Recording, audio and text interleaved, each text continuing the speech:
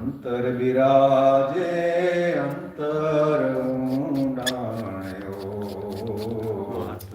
આત્મદેવ અંતર બિરાજે અંતર ઊંડાણ્યો ઘટ ઘટમાં વ્યાપી રહ્યો ઘટ ઘટમાં વ્યાપી રહ્યો એજ ચેતન સ્વરૂપે સો જીણાને તો ઝીણી નજરથી જો એ ચિતારા આપણાને કો જીણાને તો ઝીણી નજરથી જો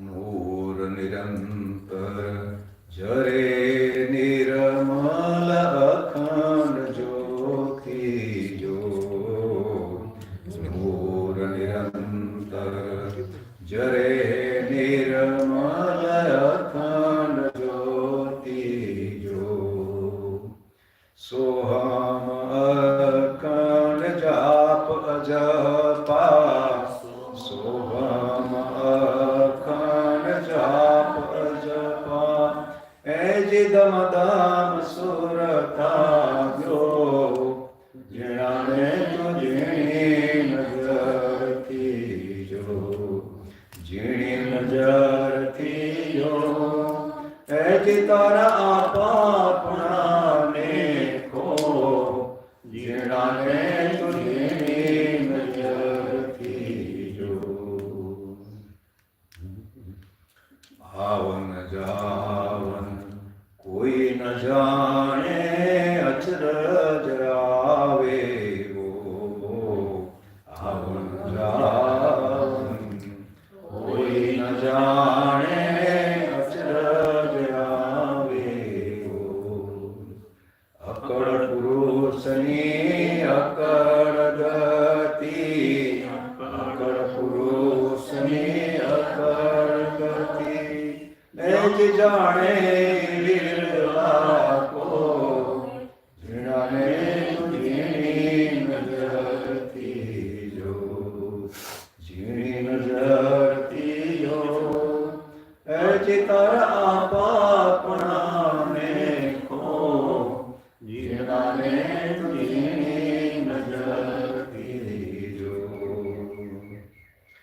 નૂર નિરંતર જરે નિર્મલ ભજન પ્રકાશાનંદ પદ ચિહ્નો હરદમ લાગીલો ભજન પ્રકાશાનંદ પદ ચિહ્નો હરદમ લાગીલો અમર પદ અમર પરવાના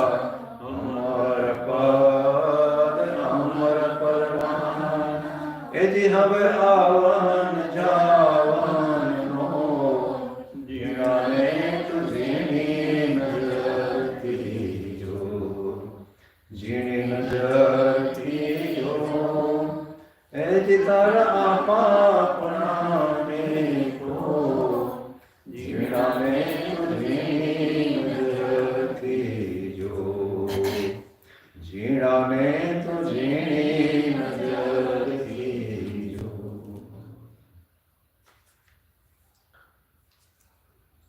અહંકારની ને દેહ ભાવની ને જીવ ભાવની ને આ વાતો કરીએ તો એ સૂક્ષ્મ તત્વ છે પરમ તત્વની આ ઝીણું ઝીણું એટલે આપણે કીધું અણો રણિયાણ અણોતો મણિયાણ અણુથી એ સૂક્ષ્મ છે તો એવું એ ઝીણું છે કે સૂક્ષ્મ છે શબ્દો એ ઝીણાને તારે જાણવું હોય તો ઝીણી નજર જોઈએ સૂક્ષ્મ દ્રષ્ટિ અંદર સૂક્ષ્મ બુદ્ધિ તો એનો વિવેક થાય સમજાય આત્મા અનાત્મા દેહ દેહી શરીર શરીરી કે જળ ચેતન જે આપણે સવારે વિષય ચાલતો હતો કે ભાઈ તાદાત્મય થઈ ગયું છે તો અલગ પણ હવે એની આરે તાદાત્મય થઈ ગયું તે અનાત્મામાં આત્માનો બુદ્ધિ થાય ને આત્મામાં અનાત્માની બુદ્ધિ થાય આત્મામાં દેહ બુદ્ધિ થાય દેહ બુદ્ધિમાં આવી રીતે અરસપરસ એના ગુણધર્મ આરોપિત થઈ ગયા ગોળામાં દાહકતાનો નથી ગુણ એમાં દાહકતાનો આભાસ થાય અને ધાવકતાને કોઈ આકાર નથી, તો ઘોડાનો આકાર ન બતાય.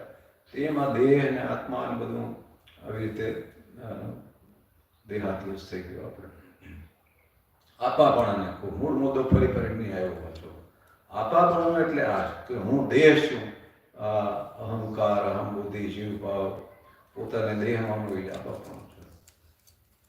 તો એ એક હોવાની વાત આવે. એટલે ફરી ફરીને બધા ઉપચારો છેલ્લે સાધનાઓ, ભજન, ધ્યાન આ બધું કરીને અંતે તો હું કોણ એ જાણવાનું છે. બસ વાસ્તવિક હું કોણ છું એ નહીં જાણીએ ત્યાં સુધી માનેલો હું છે એ જ નડતર છે. એમાંથી બધા મૂળ જળ એ છે. જળ ચેતનની ગ્રંથિ એને કીધી, કારણ કે એ દેહ હું છે એવો વિચાર પહેલો શરૂ થાય, પછી બીજા વિચાર ચાલુ હોય. જેવો દેહ ભાવ હોય કે હું દેહ એવો વિચાર આવતાની સાથે આ માયા બધી ઊભી થઈ જાય તરત. તો એ ઝીણા તત્વને સૂક્ષ્મ રીતે જોવું. અને ધારો એ ઝીણું જોઈએ તો કમસે કમ જાડું જાડું તો મૂકી દઈએ. બીજું તો ન સમજાય તો કઈ નહીં. જાડું જાડું કે સામે દેખાય નથી. સામે દેખાય તો જાડું જ કહેવાય ને. સ્થૂળ છે એમાંથી આપણે એટલું આગળ જઈએ કે એમાં નથી, સ્થૂળમાં નથી.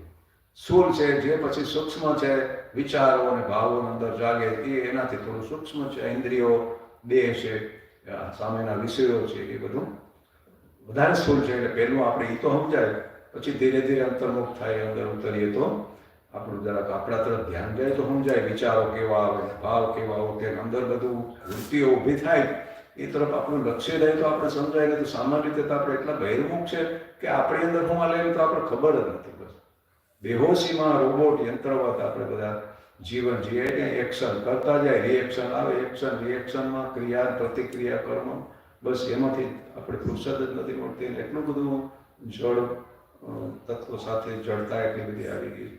તો આ બધું ઝીણું ઝીણું છે. તો આ જાડું જાડું છોડતા જાય. પહેલાં શરીર ભાવ છોડીએ, શરીરને આપણે જાણીએ તો શરીર હું ન હોય, હું એને જાણવા અલગ હોય. પછી વિચારો અંદરના સ્તરે થોડાક જઈએ તો મનના વિચારો આપણા ધ્યાનમાં આવે. એ તરફ લક્ષ્ય આપી તો ખબર પડે, સારા ખરાબ વૃત્તિઓ વિચારો ઉઠે એ બધું આપણે ધ્યાનમાં તો આવે. તો એ ધીરે ધીરે ધીરે ધીરે આ પણ સમજાય કે એ વિચારો પણ આવે ને જાય, વૃત્તિઓ પણ ઉઠે છે. જે કામ, ક્રોધ, લોભ, મોહ, મદ, મત્સર જે ઉઠે એને આપણે ખ્યાલ આવે કે આપણી અંદર આ બધી વૃત્તિઓ ઉઠી રહી. પણ એ કે નિત્ય તો નથી રહેતી, એ વૃત્તિ ઉઠે અને હોઈ જાય છે, વૃત્તિ પાછી વિરામ પામે. તો એ બધા વૃત્તિઓને મનમાં આવે ને જાય છે. આ બધું મનમાં ખરેખર આવે છે. કામના હોય કે જોગ હોય કે ક્રોધ હોય કે જે હોય, એ બધી વૃત્તિઓ મનની છે ને મનમાં આવે ને જાય છે. મનમાં એ કાયમ તો રહેતી નથી. તો પછી આત્માને તો ક્યાં લેવા દેવા છે? આત્મા તો એને દ્રષ્ટા છે, એનો સાક્ષી છે, એને જોવાવાળો છે. આત્મામાં તે આવતું નથી. પણ આપણે તો મન શરીર આજે એકરૂપ થઈ અહંકારથી. એટલે એમ થાય કે મારામાં ખરાબી છે, મને આવા ખરાબ વિચાર આવે, મને હું અશાંત થઈ જાઉં, હું દુઃખી થઈ જાઉં, એવું આપણે એના તાદાત્મ્ય રીતે ત્યાં કરે. એટલે ધીરે ધીરે અંતર્મુખ થાય, સ્વનિરીક્ષણ સતત કરતા રહીએ તો આ એક અંદર જે કંઈ સૂક્ષ્મ બધા સ્તર છે એ આપણે આગળ ઊંડાણમાં જતા જઈએ.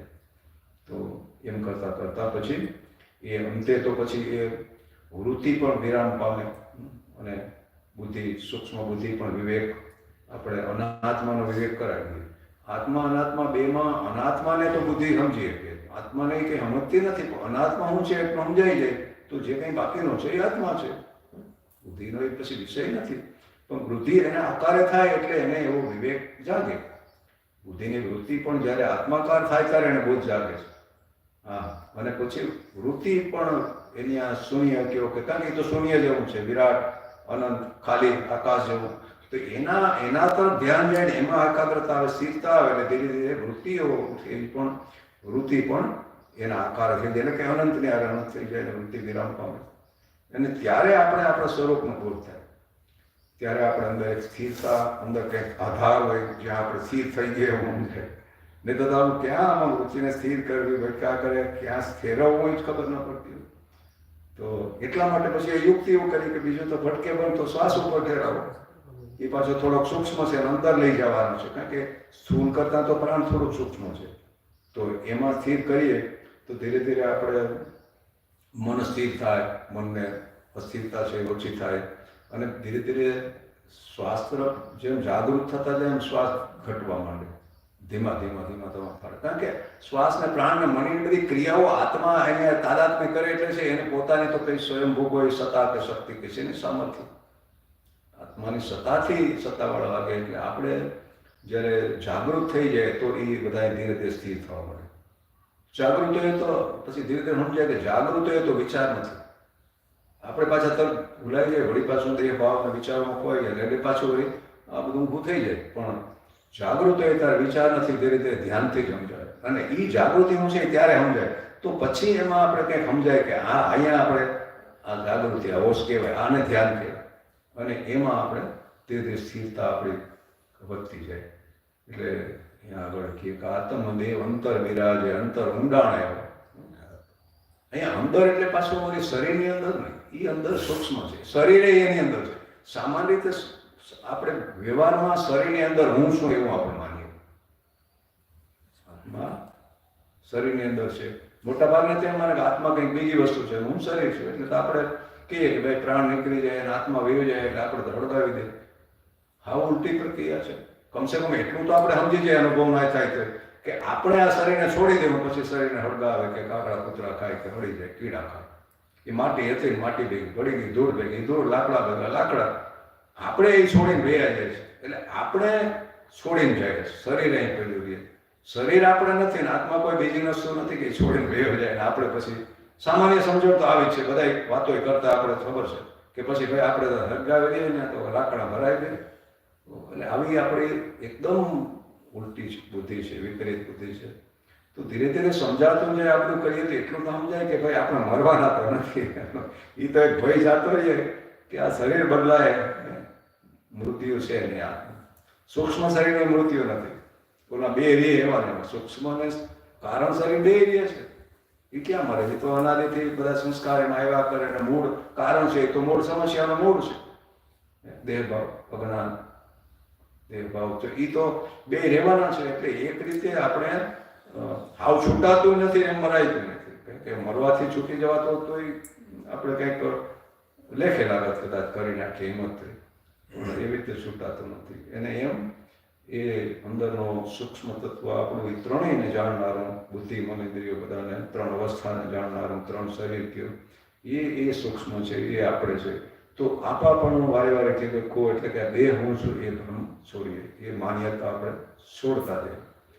અને ઘટે ઘટમાં વ્યાપી રહ્યો ચેતન સ્વરૂપીઓ. ઘટ એટલે દરેક શરીર, આ પિંડ ઘડાની આપી આપે. ઘડી જેવું છે ને, થોડું દેહ તો ઘડા જેવો જ છે.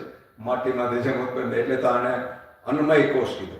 અન્ન છે આ ધરતીમાંથી માટીમાંથી અન્ન ઉત્પન્ન થાય, અન્નમાંથી આ દેહ ઉત્પન્ન થાય. આ દેહ પાછો માટી હારે માટી થઈ જાય. બસ પ્રક્રિયા રૂપાંતર થયા કરે. કંઈ નાસ્તો થયો નહીં. તો એ ઘટઘટમાં એટલે કે બધામાં છે તો આપણી અંદર એ છે. આ એક સમજાઈ જાય તો એને જ જો ખોજવાનું હોય, બીજું પરમ તત્વ કયું કે ભગવાન કયું કે આત્મા જે કહેવાય આપણે, તો એ સર્વત્ર સર્વવ્યાપી અંદર બહાર એને છે ને, એ બધું અનંત ચેતના છે. આપણે એની અંદર જ છીએ. હકીકતમાં તો આપણે એની અંદર જ છે. આમાં અલગ ક્યાં થવું? અનંત ચેતનાના કે દરિયો કે સમુદ્ર કે અનંત એ જ છે. એમાં આપણે બધા આ જગત આખું કલ્પાયેલું છે. તો એની બહાર જવાનું તો આવતું નથી, એને અલગ થવાનું આવતું નથી. અલગ થવું હોય તો એમાં ક્યાં થવું? અનિયત છે એની ચેતન્ય સિવાય એ કે બીજું નથી. એટલે આપણે અલગ છે નહીં, પણ આવું દેહ ભાવ જ્યાં સુધી આપાપણું છે ત્યાં સુધી આપણે આ બધાને હારે આપણે એકરૂપ છીએ. આ અલગ વિભાગ નથી એમાં. એટલે આ ઘડી જવાનું એ છે. આ તો એવું છે, બરફનો ટુકડા બરફ પાણી મૂકી દો તો બરફના ગાંગડાને એવો હંકારીએ કે બરફ છો. હકીકતમાં તો એ પાણી ને બરફ ને બધું સ્વરૂપથી તો એક જ છે, અને પાણીની અંદર જ છે એ પાછું. તો એ આપાપણું ને ધીરે ધીરે કોઈને પોતાની અંદર જ ખોટ કરીએ કે એ આત્મદેવ છે એ જ પરમાત્મા છે. આત્મા અને પરમાત્મામાં ભેદ નથી. આપણે આત્મા થોડુંક દેહની અંદર જોડાયેલા જીવને આપણે આત્મા કહીએ, પણ આત્મા અને પરમાત્મા બે એક જ છે. છૂટી ગયેલો એ પરમાત્મા કહેવાય. દેહ ભાવ જે છે ત્યાંથી આપણે આત્મા કહીએ. ઘણા કોઈ જીવ કહે કે આત્મા કહ્યો, ઘણા અર્થઘટન એ રીતે કરતા. આત્મા કહ્યો તો શુદ્ધ આત્માની વાત તે કરે, અને ઘણા જીવને આત્મા કહ્યો, જીવાત્મા. તો ખાલી આત્મા કહ્યો તો શુદ્ધ સ્વરૂપ માનવું, જીવાત્મા કહ્યો તો હજી બંધાયેલો આત્મા, કે આપાપણાવાળો અહંકાર જે દિયો નથી, દેહભાવ છે, એ રીતે આપણે સમજણ રાખવાની. પછી કે નૂર નિરંતર ઝરે નિર્મલ અખંડ જ્યોતિ જો. એ નૂર એટલે જે હોશ છે, આપણી ચૈતન્ય હોશ છે, એ કોઈ ગુમાવાતી નથી. ક્યારેક આપણે બેહોશ થઈ ગયા, આ નિંદ્રા વખતે પણ આપણે હોશમાં તો રહીએ, એટલે તો જાગીને કહે કે ન્યાય મને કંઈ ખબર નહોતી, તો હું તો હતો જ ત્યાં. એ નૂર છે. નૂર એટલે અહીંયા આત્મા કયો, ચૈતન્ય કયો, એ ચૈતન્ય પ્રકાશ તો એ તો નિર્મળ છે, શુદ્ધ છે, એ તો સતત રહે જ છે. એના દ્વારા તો બધું જ્ઞાન થાય આપણે. એ કોઈ દી એનામાં કંઈ ફેરફાર નથી થતો. એટલે જાગૃત હોય તો આ બધું સૂક્ષ્મ અને સ્થૂળનું જ્ઞાન કરીએ, અને સુષુપ્તિમાં હાવ મન બુદ્ધિ ઇન્દ્રિયો નથી રહેતા ત્યારે એ અભાવનું પણ જ્ઞાન કરે. કંઈ નહોતું ત્યાં, હું કંઈ જાણતો નહોતો, કે જાણવાવાળી ત્રિપુટી નહોતી રહી. મન બુદ્ધિ ઇન્દ્રિયોથી જ જાણવાનું તો થાય ને ત્રિપુટી, તો એ ત્યારે અહંકાર નથી રહેતો. એટલે એમ આપણે કહીએ કે મને કંઈ ખબર નથી. પણ એ ખબર નથી ને, એ પણ એક ખબર છે, એ પણ એક અનુભવ છે.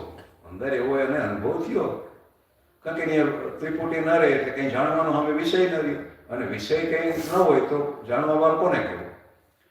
તો જાણવાનો કંઈક વિષય હોય તો જાણવાવાળાને એને ત્રિપુટીનો વ્યવહાર થાય. કંઈક જાણવાવાળો હોય, બીજું જાણવાનો વિષય અને બીજું જાણવાની પ્રક્રિયા.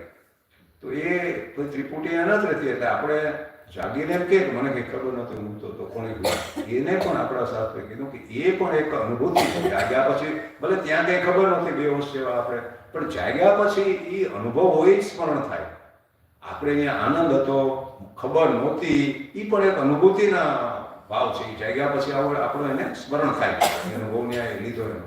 એટલે એ ત્રણેય અવસ્થામાં આપણું નૂર નિરંતર એ જરે છે. એ તો નિર્મળ છે, આત્મ ચૈતન્ય તો સર્વવ્યાપી છે ને, ત્યારે એ તો પોતાના સ્વરૂપમાં હોય, એના લીધે બોધ થતો હોય.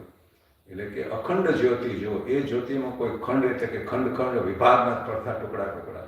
એ આત્મા જ્યોતિ કયો, પરમાત્મા જ્યોતિ કયો, એ ચૈતન્ય પ્રકાશ, એ જ્યોતિઓનો જ્યોતિ, સર્વનો જ્યોતિ, સર્વને પ્રકાશ, આ બ્રહ્માંડને પ્રકાશિત એ કરે છે. એ ન હોય તો આ કોને આને પ્રકાશિત? આ છે હું કોનાથી સાબિત થાય? આત્મા જ પ્રમાણ કરે કે આ સંસાર જેવો તો હોય, પછી આત્માથી પ્રમાણિત છે. આત્મા હોય તો આનું પ્રમાણિત શું કરે કોણ? તો એ અખંડ જ્યોતિ છે, એ જ આપણો સ્વરૂપ છે. ક્યારેય વચમાં આત્મા નહોતો એવું લાગે, હું નહોતો એવું ક્યારેય નથી. એ અખંડ છે. એટલે ચૈતન્ય અવસ્થામાં કોઈ ખંડ કે વિભાજિત કે એમાં થતું નથી કે. તો એવું છે. પછી કે સોહમ અખંડ જાપ અજપા, આ શ્વાસની વાત આવી ગઈ. પછી અખંડ જાપ અજપા દમદમ સુરતા દીવો, એટલે શ્વાસની આપણે થોડી ધ્યાન વખતે વાત થઈ હતી. તો એ શ્વાસે આપણે ધ્યાન દેવું. દમ એટલે શ્વાસ. તો શ્વાસ જાય જ આવે છે, જે આવે છે આવે, એક જ જગ્યાએ સ્થિર રાખો. નાકેથી આપણે અનુભવ થાય, નાકે પ્રવેશ ને એટલે તરત ફીલ આપણે અનુભવ થાય કે આ શ્વાસ હવે અંદર ગયો પાછું બહાર નીકળે. તો અહીંયા નાસાગ્ર ઉપર વૃત્તિને અહીંયા કંઈ આંખો હોય બંધ કરીને બેઠા હોય, જાગતા હોય તો આપણે હાલતા ચાલતા કરીએ કે આપણે ત્યાં લક્ષ્ય તરફ રાખવાનું. શ્વાસ જાય આવે જાય જોયા કરીએ. એમ કરતાં મન પ્રાણી સ્થિર થવા માંડીએ. પ્રાણ સ્થિર થાય એટલે મન સ્થિર થાય. ક્યારેક ગમે એમાં વ્યગ્ર હોય કે મનની સ્થિતિ બરાબર ને, ત્યારે શ્વાસ ઉપર લગાડી દીધો, તરત જ શ્વાસ ધીમા પડે, મન સ્થિર થવા માંડે. મન કુદાકુદ કરી, ઘોડો પ્રાણ છે, એ તો અસવાર છે, ઘોડો ઉભો રહી જાય તો શું કરે? મન તો પ્રાણ એની શક્તિ છે, મન પણ એની ક્રિયા શક્તિથી કામ કરે. મનને અસવાર કીધો, પ્રાણને ઘોડો, એવી ઉપમા આપે સાધુ સંતો કે ભાઈ ઘોડો ઉભો રહી જાય તો શું કરે?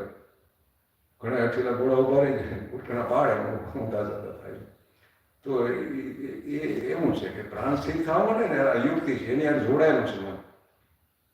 તો ધીમા પડવા માટે આપણે જાગૃત થાય એટલે પ્રાણ ધીમા પડવા માટે આપણો કરજો અભ્યાસ. પછી ઘણી વાર તો જ્યાં અંદર શીખતા ના થાય પછી એમ લાગે શ્વાસ બંધ થઈ ગયો, હાથતો ન જાય, એ તો સૂક્ષ્મ થઈ જાય. તો એની સાથે મન પણ શાંત થઈ જાય. એટલે મનને શાંત કરવા માટે પણ આ ઉપાય છે, અને જાગૃતિ ખેડવા માટે આ જ છે. તો શ્વાસ જ્યારે ધીમા પડતા જાય ત્યારે આપણે સમજાય કે એક તો શ્વાસ હાલે અને હું એનાથી અલગ છું, એને જાણું શ્વાસને એટલે હું એનાથી અલગ છું. અને શ્વાસ એટલો સૂક્ષ્મ છે, એનાથી આપણે અલગ હોય તો સ્થૂળ શરીરને મનને એ તો વધારે સ્થૂળ છે, એનાથી આપણે વધારે સૂક્ષ્મ છે. અને પ્રાણથી પણ આપણું સ્વરૂપ સૂક્ષ્મ, અને બીજા આપણે એને જાણીએ એટલે આપણે અલગ છે. અને બીજું એ આવે જાય પણ આપણે કંઈ કરતા નથી, ક્રિયા કંઈ નથી. એટલે આ યુક્તિમાં આટલા માટે યુક્તિનો હોતો છે, અહીંયા કરતા પણ જતું રહે. કે એ શ્વાસનું ધ્યાન રાખવું એ કોઈ ક્રિયા નથી, એ કોઈ ક્રિયા કે પ્રયાસ એવો નથી, ખાલી જાગૃત છે, હોશ છે. હોશમાં રહેવું, હોશમાં રહેવું એ કોઈ ક્રિયા કે કર્મ નથી, એ જાગૃતિ છે એકદમ. તો ધીરે ધીરે એ જાગૃતિ આપણી વધતી જશે, સ્થિરતા આવતી જશે, અને એ ધીરે ધીરે આપણી જે હોશ છે ને, દેહ પ્રત્યે સભાનતા છે, એ ધીરે ધીરે શ્વાસ પ્રત્યે સભાન થશું, અને એ રીતે ધીરે ધીરે પોતાના સ્વરૂપ સૂક્ષ્મ દેહથી ઝીણા તરફથી નજીક જ્યારે જાઉં ત્યારે આપણે પોતાનો એ અનુભવ, હું સ્થિર છું, આ બધું હાલી રહ્યું છું અંદર, આ શ્વાસ હાલે તો એ હું સ્થિર છું. અને એમાંય વધારે તમે શ્વાસ છોડીને પાછા લેવો ને ત્યારે વચ્ચે થોડીક જેમ ધીમો પડી એમ ગેપ વધતી જાય, ત્યાં વચ્ચે થોડીક વાર સ્થિર થઈ જાય, ખાલી આવે. એ ખાલી છે ને એ સ્થિતિએ તમે તરત જો જાગૃત ખબર પડી કે ત્યાં એ જે વચ્ચેનો ભાગ છે એ આપણું સ્વરૂપ છે. બસ એ થોડુંક એમાં સ્થિતિ થોડીક કે એના તરફ જરા સભાન થવું કે સમજાઈ જાય, પછી એ સ્થિરતા જળવાઈ જાય. શ્વાસ હાલતો રહેતો હોય તો એમાં કોઈ ફેરફાર નથી થતો.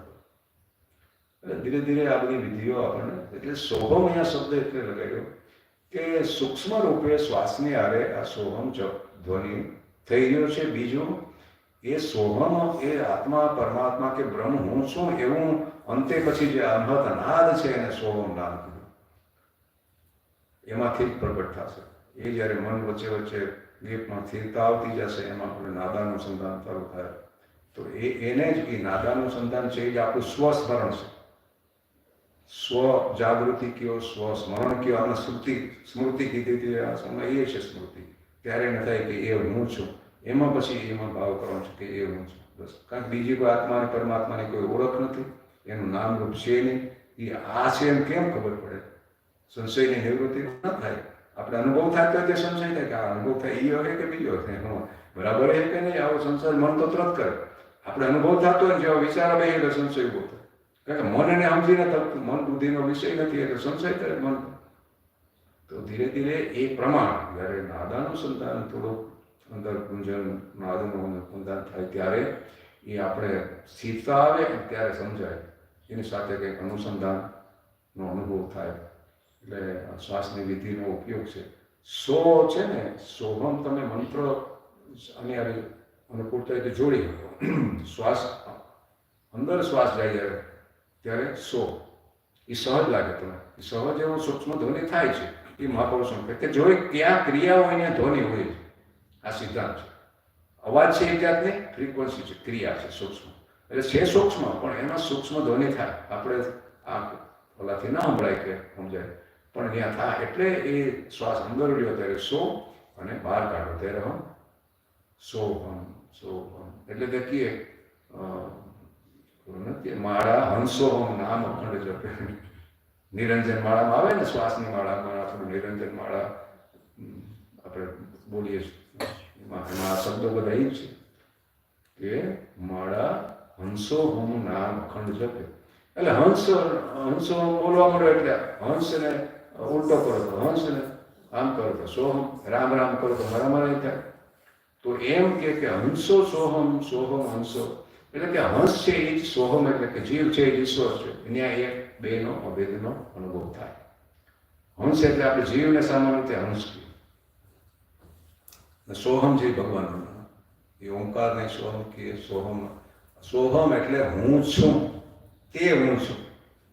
હમણાં પાછી વાત આવે ને કે હું બ્રહ્મ છું, આત્મા છું, પરમાત્મા છે. એને બાઇબલમાં એને આઈ એમ ધેટ એમ વાપરે. ભગવાનનું સાચું નામ એમ કે આઈ એમ ધેટ, એટલે હું તે છું. એ અનુભવ પછી સમજાય કે આ હું નથી, હું એ છું. તો એ અનુભૂતિ એ સોહમ.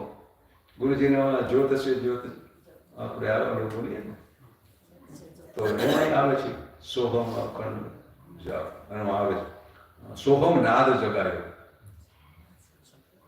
તો એ બધી સોહમ આપણા સ્વરૂપમાં ત્યારે સમજાય કે હું સોહમ, એટલે કે સહ અહમ. બે શબ્દ, સહ અહમ. સહ એટલે તે, અહમ એટલે હું, તે હું છું, આઈ એમ ધેટ. તો આ ધીરે ધીરે આ બધી વિધિઓ છે શ્વાસની, એનાથી સ્થિરતા આવે અને પ્રાણ ને મન સ્થિર થવા મળે. બાઇબલમાં આવે છે be still and know that I am God, અને be still and know that. Vedanta જ છે, એમાં કોઈ બીજો અર્થ શબ્દો પછી અર્થ સમજાય તો કરીએ, પણ એ જ છે બસ. સ્થિર મનને ચિત્તવૃત્તિ નિરોધિત યોગ પતંજલિએ એ જ કીધું. તો એ સ્થિર થોડુંક પણ વચ્ચે વચ્ચે ઝલક મળી ગઈ, આપણે ધ્યાન કરતા રહે, વચ્ચે વચ્ચે એવું ગાળો વિચાર થોડીક વાર ગેપ આવી, વિચારો ન હોય આપણે જાગૃત હોય, તો બસ એ ગાળો છે, એ આપણું સ્વરૂપ છે, એ સાક્ષી છે, એ મધ્ય છે. અને એમાં એ થોડુંક સમજાય પછી એને સ્થિર થવામાં હેલો પડે. પછી એ ગાળો ભલે ધીરે ધીરે વધતો જાય, કારણ કે પાછું આપણે અસ્થિર થઈ જાય ત્યારે વૃત્તિ પાછી વિચારો વળી પાછા કોઈ આવી જાય વિક્ષેપ, પણ ધીરે ધીરે ખબર પડે કે આ રીતે સ્થિરતા અંદર છે, ત્યાં સ્થિર થવાય છે, થોડોક એ ખ્યાલ આવતો જાય. એને પછી એ સ્થિરતાનો વાળો વધતો જાય, વચ્ચે વચ્ચે આ વિક્ષેપમાં સ્થિરતા ઘટતી જાય. એ પછી અભ્યાસ છે, એ આપણો પ્રયત્ન યત્નો તત્રો સ્થિતો યત્નો અભ્યાસ, અભ્યાસનો આ સૂત્ર છે. અહીંયા પછી સ્થિર રહેવાનો પ્રયત્ન સતત કરતું રહેવું, એ અભ્યાસ, એ સાધના કયો, અભ્યાસ કયો, એ છે. એને અભ્યાસ છે. તો અભ્યાસમાં પછી શું કીધું પતંજલિએ? નિરંતર્ય દીર્ઘકાલીન સત્કાર સેવિતા દ્રઢ ભૂમિ. પછી દ્રઢ સ્થિરતા કેમ થાય? તો કે નિરંતર અને દીર્ઘકાળ પ્રયત્ન યત્ન સાધના કરતી રહેવી. દીર્ઘકાળ એટલે કીધું કે આમાં કોઈ મુદત ન કહે, એ તો દરેકની સ્થિતિ અને સંજોગોનું ઉપર છે. કોઈને લાંબુ અભ્યાસ આવે, કોઈને વેરવણી થાય, એટલે દીર્ઘકાળ એટલે કીધું. કોઈ માપ નથી કીધું કે આ 6 મહિના કે વરદી કે આ જન્મ કે આટલા જન્મ, એ રીતે કંઈ નથી કીધું. અને નિરંતર એટલે કે આપણે આંતરું ના પાડીએ, આપણે ઘડી કરીએ પાછું આખો દી તો છૂટા મોટા થોડી બના, સવારે થોડુંક કરીએ ને આપણે થઈ ભારી ભજન કંઈક બહુ જાજુ તો એ નિરંતર હોવું જોઈએ. હાલો બે આખો ભૂલાઈ જાય તો કંઈને કરતા દરરોજ તો કરીએ ને, તો એક દી કરીને વળી અઠવાડિયું બે મહિના બે કે પાછું યાદ આવે તો કરીએ. તો આપણે આંતરા વચમાં આવે એ ઓછા થાય, અને જેટલો જેટલો ગાળો ઘટે સ્મરણનો અભ્યાસનો, એ આપણો અભ્યાસ. એટલે કીધું કે એ નિરોધ અવસ્થાને યોગ કીધો કે અહીંયા વૃત્તિ નિરોધ પામી, પછી એને શું કે અભ્યાસ વૈરાગ્યાભ્યામ તન નિરોધ, એનો ઉપાય બતાવ્યો પછી કે અભ્યાસ વૈરાગ્યથી એ નિરોધ એટલે કે ચિત્તવૃત્તિ નિરોધ એટલે કે સ્થિર સમ થઈ જાય, સ્થિર થઈ જાય. તો અભ્યાસ અને વૈરાગ્ય બધા વૈરાગ્ય શબ્દ બધે આવી ગયા. અભ્યાસ પણ ગીતા કહે, પતંજલિ કહે છે ને ભાગવતે જ્ઞાન વૈરાગ્ય કીધું, વિવેક વૈરાગ્ય જ્ઞાન. એટલે તો મૂળ મુદ્દો તો વૈરાગ્ય ભાવ તો જોશે. રાગ છે હજી જો સંસાર તરફ તો મન સ્થિર ન થાય, ને વિવેક વિના વૈરાગ્ય ના આવે. સમજાય તો વૈરાગ્ય આવે ને, જ્યાં સુધી હજી સાચું લાગે ને એમાં કંઈક આપણે સુખ બુદ્ધિ છે ને સાચું લાગે, દેહ સાચો લાગે, દેહ સાચો લાગે એટલે જગતે સાચું, તો એ બધું સાચું લાગે ત્યાં સુધી મને એ બાજુ ખેંચાય. એક તો જૂના સંસ્કાર એટલા પડ્યા, એટલે આદત વસાઈ જાય. આપણે ન જોઈએ ને વૈરાગ્ય આવ્યા પછી કઈ તરત તો સહી નથી થતું, કે ભાઈ આદત પડી ગઈ. હવે આપણે ખબર છે, આપણે જોતું નથી એટલે તો પ્રયાસ ચાલુ કર્યા, એમાંથી હવે આપણે રસ નથી. પણ હવે એના સંસ્કારની શુદ્ધિ ધીરે ધીરે થતી, ધ્યાનથી જ થાય. આપણે થાય કે ધ્યાન કરીએ ત્યારે વિચારો બહુ વિક્ષેપ આવે, હકીકતમાં એ શુદ્ધિ થઈ ગઈ. આપણે વિચારો બહુ થાય ને, કારણ કે આપણે એ પર સભાન થાય ત્યારે ખબર પડે, વિચાર તો આવતા જતા હોય, પણ આપણે એ તરફ ધ્યાન આપીએ ત્યારે ખબર પડે કે બહુ વિચાર આવે. બેહીએ ત્યારે બહુ વિચાર ગણાય કે ધ્યાનમાં બેહીએ ત્યારે બહુ આવે વિચાર. એ તો આવતા હતા, આપણે એ તરફ ધ્યાન ન થાય. તો એ આવતા ન એ જઈ રહ્યા અંદર સંસ્કારો છે એ નિવૃત્ત. પેલા ઘરમાં હંતાઈને ચોર બેઠા એના બહાર નીકળ્યા એટલે ખબર પડી, દરવાજાથી બહાર જઈ રહ્યા. એટલે એ બધું જાણે આપણે ધીરજ રાખી, ખૂબ જ ખંતપૂર્વક શ્રદ્ધા ધૈર્યથી કરતા રહીએ, જલ્દીબાજીનો ઉતાવળનો એવું ન કરીએ, તો ધીરે ધીરે સ્થિર થતું જાય. એટલે કે સોહમ અખંડ જાપ જપ દમ સુરતા દિયો. પછી કે અકળ પુરુષની અકળ ગતિ જાણે વિરલા કોઈ, આવન જાવન કોઈ ન જાણે. અચરજ આવ્યો એને આવન જાવન આત્માને આ ગતિ એને કઈ જીવ ક્યાં જાય ને કેવી રીતે જાય ને કઈ ખબર પડે. આત્મામાં એક તો ગતિ નથી, આપણા સ્વરૂપમાં કોઈ ક્રિયા નથી, એમાં આવવા જવાનું નથી. એ આપણા દેહ ભાવને લીધે આપણે એમ થાય કે હું આમ જાઉં ને જે ક્રિયા દેહમાં થઈ રહી. આત્મા તો એકદમ સ્થિર ચેતના છે, કોઈ જાતની ક્રિયા નથી, સાક્ષી. આ ક્રિયાને એ જાણે, આ દેહ આમથી આ આટા મારા દેહમાં થાય, મનમાં થાય, બધું થઈ જાય ને જાણે છે બધું, કારણ કે ચેતન સિવાય કોણ જાણે. તો આ જળમાં ક્રિયા થઈ રહી, ચેતન તો જાણવાનું તત્વ છે. 3 ગુણ વાળું જળ સંસાર પ્રકૃતિ જેને આપણે કહીએ માયા, તો એમાં બધી ક્રિયા, એ ક્રિયાશીલ છે, એ કોઈ સ્થિર ન થાય. એને આપણે હાવ બંધ ન કરી શકીએ. એ અસ્થિર છે, એ જ મન છે, એ જ પ્રકૃતિ છે. અને આપણે કે મનને સ્થિર કરવું, મનને સ્થિર પણ મનથી પાર છે આપણું સ્વરૂપ, એને જાણી લઈએ. વચ્ચે વચ્ચે થોડોક આ અભ્યાસથી પછી મન થોડી વાર સ્થિર થાય, પછી એ કાયમ સ્થિર ન રહે, સ્થિર થાય ઘડી અસ્થિર થાય. આપણે જો શાંતિ ઘડીક વાર કરીએ, અશાંતિ પછી ઊભી થઈ જાય. એટલે મન તો શાંત અશાંત થયા કરીએ, પણ પછી સ્વરૂપનું થોડુંક અનુસંધાન મળી ગયું તો સ્વરૂપ છે એ પરમ શાંતિ એને કહીએ. આ તો સાપેક્ષ શાંતિ છે, ક્યારેક હોય ક્યારેક ન હોય, થોડી અશાંતિ ઊભી થઈ જાય ઘડીક વારમાં, તો એ શાંતિ કંઈ પરમ શાંતિ ના કહેવાય, એ સાપેક્ષ શાંતિ છે.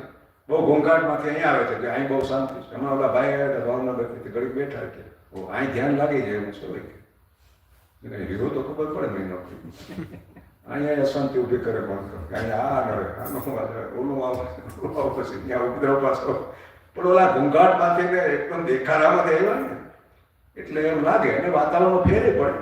પણ એ પાછી કંઈ કાયમી શાંતિ નથી. એટલે પરમ શાંતિને આપણું સ્વરૂપમાં જ પરમ શાંતિ, ત્યાં કોઈ ક્રિયા જ નથી, એ પરમ શાંતિ. એટલે તો જ્ઞાન થયા પછી પરમ શાંતિનો મતલબ છેલ્લી આ છે વાત. આપણે કહીએ કે હું મળે, કોઈ શરમ શાંતિ મળે, બધાને શાંતિ જોઈએ. આ તો આપણે ખબર ના, જ્યારે મન ઉત્પાદ કરીને શાંત હોય ત્યારે ખબર પડે કે આ મન કેવું આપણે મન મથે છે, ત્યારે શાંતિનું મૂલ્ય ત્યારે આપણે સમજાય કે આ બંધ થઈ જાય ભારે કામ થાય. તો એવું છે. એટલે ગીતાજીમાં કહ્યું કે શ્રદ્ધાવાન લભતે જ્ઞાનમ તત્પર સંયતેન્દ્રિય, પછી કે જ્ઞાનમ લબ્ધ્વા પરમ શાંતિમ અચેર્યન અધિગચ્છતિ. એક તો શ્રદ્ધાળુ ને પોતે શ્રદ્ધા એટલે પેલા માનવું તો પડે ને. આગલા શ્લોકમાં કીધું કે ગુરુભાઈ કેમ જવું, સંતભાઈ કેમ જવું. ભગવાન અર્જુનને કહે તદ વિધિ પ્રણિપાતે અને પરિપ્રશ્ને સેવ્ય, કે અહીંયા કોઈ સંતભાઈ જાય તો વિધિપૂર્વક જાય જોઈએ. જવાની રીત હોય ત્યાં તો લાંબો થાય છે, દંડવત કરજે, પછી સેવા કરજે, ત્યાં રહી જાય, સેવા કરજે, પછી અનુકૂળ હોય બધું ત્યારે પ્રશ્ન કરજે. અજ્ઞાની થઈ ના થોડું ઘણું ભેગું ખાલી કરી નાખો તો હું કંઈ જાણતો નથી તો કૃપા કરો. તો એ વિધિ છે જાણવાની. કારણ કે આપણે તો ઘણી વાર જાય કે ઊભા હોવ કે બાપુ બસ મારે ટાઈમ ન હોય, તમે ટોકમાં મને કહી દો એમ કહેવાતું હોય તો બાપુ તો કહી દે અમને ટૂંકમાં. એક એવા ઉદાહરણ છે કે એક ભાઈ એવો અધિકારી ને તો બાકી એક તો હોતાનું બહુ હોય કે અમે બાપુ અમારે તો હું તો કલેક્ટર નતો, ફલાણા મારી જવાબદારી, મને ટાઈમ ન હોય. આ તો આમ નીકળ્યો તો તેમ થયું કે થતો જાવ. તો હું આમ તો બધું જાણ્યું કે મેં બધા શાસ્ત્રોનો અભ્યાસ કર્યો, બધું ટૂંકમાં કહ્યો તો ટૂંકમાં તો મેં તને કહી દીધું. હવે તેને આમ જોયું તો એમાં મારે શું કરવું? ટૂંકું તો એ છે હા મૌન. એની આ વિરામ વાણી પામે જાય, મૌન છે એ સ્વરૂપ છે, ભગવાન એ છે. તો કઈ તો બાપુ હા એમ તો થોડુંક તો કંઈ કેવું ને, તો ઓમ એમ કરી શાંત થઈ ગયા. બસ તો વધારે તારે કેવડાવું હોય તો ઓમ છે. હવે આથી કેવું હોય તો વાર્તા છે, પછી તો વાણી વિલાસ છે એનો કોઈ પછી અર્થ નથી રહેતો. તો આવું છે. આપણે એ રીતે થોડી જિજ્ઞાસા શાંતિ છે, અધીરાય મૂકીએ, સ્થિર થાય, અનુકૂળતાએ ભાવથી કરીએ તો કે ઉપદેશ શક્તિ તે જ્ઞાનમ જ્ઞાનેશ તત્વદર્શિના.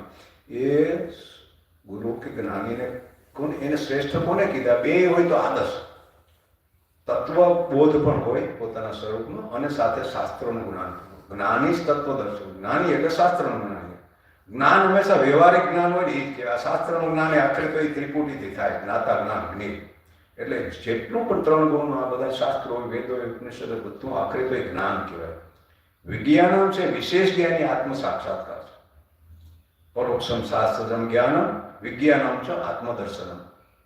આત્મદર્શન થવું એ જ વિજ્ઞાન, વિશેષ જ્ઞાન. સામાન્ય જ્ઞાન તો આ ત્રિપુટીથી આખું જ્ઞાન કરીએ આપણે, એ બધું એને જ્ઞાન કહેવાય. એટલે અવિદ્યા અને વિદ્યા અથવા પરાવિદ્યા અને અપરાવિદ્યા કહે તો આ બધું અપરમાં આવે.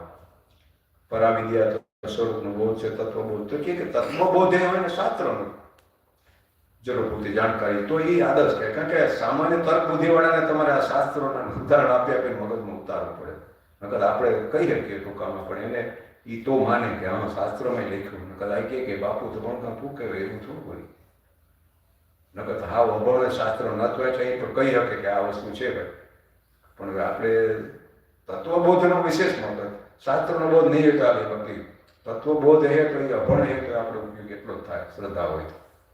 કંઈ વાંચ્યું ન, શાસ્ત્ર જાણ્યા નહીં, શાસ્ત્ર શું છે ખબર નથી એને, પણ એને કોઈ ગુરુ મળી ગયા અને એને અભ્યાસ કર્યો ને શ્રદ્ધાથી એને જાગી ગયો. બસ જાગી જાઓ તો પછી આનું કોઈ મહત્વ નથી વેદોનું તો એવી વાત છે. એટલે અહીંયા કે અકળ પુરુષ છે એ આત્મા છે એની કોઈ ગતિ તો છે નહીં, એટલે એને કંઈ આત્મા ઘણી વાર થાય કે આત્મા આમથી વાંચે અને આત્મામાં કોઈ ક્રિયા નથી. પણ જીવ અહીંયા સૂક્ષ્મ દેહ આ શરીર છોડી બીજું સ્થૂળ દેહ ધારણ કરે, સૂક્ષ્મ દેહને ગતિ કહેવાય, એને જીવ કીધું આપણે. સૂક્ષ્મ દેહમાં સાથે સંકળાયેલું ચેતન, એટલે સૂક્ષ્મમાં છે ને અંતઃકરણ બુદ્ધિમાં પ્રતિબિંબ ને ચેતન ને એ બધું મળેલું હોય એને સૂક્ષ્મ દેહ કીધું. તો એમાં ગતિ છે. એ કોઈક જાણવા વાળા જાણે કે બધાને એ ખબર નથી પડતી કે ભાઈ આમાંથી છૂટ્યો જીવ ક્યાં ગયો એની ગતિ હું કેવી રીતે એમાં જાય. આ પણ એક અંદરની વાત છે સૂક્ષ્મ. દેખીએ કે આવન જાવન કોઈ ન જાણે અચરજ આવે એટલે નવાઈ લાગે કે કેવું હોય, આશ્ચર્ય થાય. પછી કે અકળ પુરુષની અકળ ગતિ જાણે લાખો, એટલે જેને બોધ થઈ ગયો જાણી લે કે ભાઈ ગતિ જ નથી ને આત્મામાં આવવું જાવું નથી, આ બધું ઉપરનો ભ્રમ છે બસ. અકળ પુરુષ, અકળ એટલે જાણી ના પાય એવું. પુરુષ એટલે આત્મા ચૈતન્ય. અકળ એટલે કે એ બુદ્ધિ મનેન્દ્રિયોનો જાણવાનો વિષય નથી બનતો. એ પોતે જ છે જાણવા વાળો, એટલે એને અલગ કેવી રીતે જાણવા વાળો પોતે જ હોય તો એને તમે અનુભવી શકો કે એને તમારાથી અન્ય હોય તો જાણી શકો. અન્ય ન હોય તમે જ હોય તો તમને કેવી રીતે જાણો? એને એમ કહેવાય કે અનુભવ થાય. હું છું એ અંતે એ કે હું આ છું એ અનુભવ, એ અંદર સ્થિરતા એક અનુભવ થાય ને શૂન્યનો, ત્યારે સમજાય કે હું બસ આ છું. તો એ અનુભવ, બાકી કોઈ બીજો તો નથી તે જાણે. આત્માથી જ આત્મા જણાય, પોતાથી જ પોતાનો બોધ. તો એવું છે. એટલે ગુરુજી કહે કે એ હરદમ લાગી લો ભજન પ્રકાશન પદ ચિંતો. પદ એટલે આપણું સ્વરૂપ, અહીંયા પરમ પદ કયો, પદ કયો, ધામ કયો. તો આ કોઈ ધામ કે દેશ કે કોઈ સ્થળ એવું નથી કે પદ કોઈ હોદો, પણ પોતાના સ્વરૂપનું જ્ઞાન થયું તો હરદમ લાગી દો. બસ એ સતત એ અનુસંધાન રહે. સોહમ હું એ છું, એને અખંડ અજપ આજાપ એને કીધું. સતત પછી સ્વની સ્મૃતિ રહેવી એ જ સોહમ જપ. એને એટલે જપવો નથી પડતો, બસ એ અનુસંધાન સહજ રહે છે. નાદાનુસંધાન એ જ એને બસ આ સોહમ અખંડ જાપ કીધા. એટલે કે અમર પદ અમર પરવાના હવે આવન જવાનું, આપણે એને અમર પદ કહીએ. એટલે કે એ આપણું સ્વરૂપ છે એ અમર છે, એમાં મરવાનું જન્મવાનું એના આરંભ અંતવાનું છે નહીં, એટલે એ જ અમર પદ છે. અને અમર પરવાના એટલે બસ જ્ઞાન થઈ ગયું, આ ભ્રાંતિ છૂટી, પરવાનો તો કંઈ એવું નથી. પણ આપણે કહીએ ને ભાઈ પરવાનો મળી ગયો, પીરો પરવાનો, તો પરવાનો આપણે કહીએ કે ઘણી કઈ પરવાનો કે મળ્યો છે, તો એ પરવાનો એક અધિકાર મળી ગયો એને જાણવાનું જાણી લીધું. તો એ હવે આવન જવાનું ન રહ્યું, એટલે કે ફરી દેહ બુદ્ધિ ન થાય. આમાં જવાનું નથી ને આવવાનું નથી, પણ આપણે પછી શબ્દો બધા આવી કે આવવા જવાનું ન રહ્યું. એ ધામમાં ગયા પછી પાછા ના આવે. ગીતાજીમાં એવા શબ્દો આવે, તદ ધામ પરમ યદ ગત્વા ન નિવર્તન તે તદ ધામ પરમ મમ. મારું ધામ એવું છે કે ત્યાં ગયા પછી પાછા ના આવે. એટલે આપણે તરત એ કરીએ તો એનું ધ્યાન ઉપર હોય, પછી ત્યાં જાય પછી આવવાનું નહીં. આવું સીધો અર્થ તો આવો જ થાય. પણ એ ધામ એટલે કે સ્વરૂપનો બોધ થયા પછી પાછો હું આ દેહ છું, એ દેહમાં આવું હોય છે, દેહ ભાવમાં આવું, દેહ હું છું એવો ભ્રમ થવો, એ જ પાછું આવું છે. તો એ પછી ન થાય.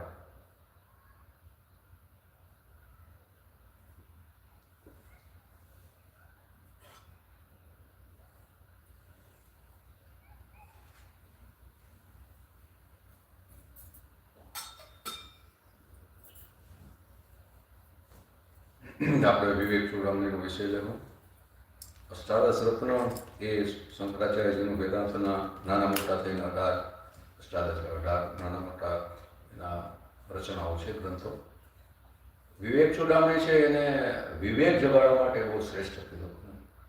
કારણ કે વિવેક એટલે કે સત્ય અસત્યનો આપણે ભેદ સમજાય ને ત્યાં સુધી તો આપણે અસત્ય તરફથી આપણી રાગ બુદ્ધિ ઓછી ન થાય, એનું મહત્વ ઓછું ન થાય. રાગ એમાં રહે, પ્રિય લાગે, સાચું લાગે, સુખ થાય એવો ભ્રમ જે ચાલુ છે. તો એ વિવેક જગાડવા માટે બહુ ઉપયોગી છે.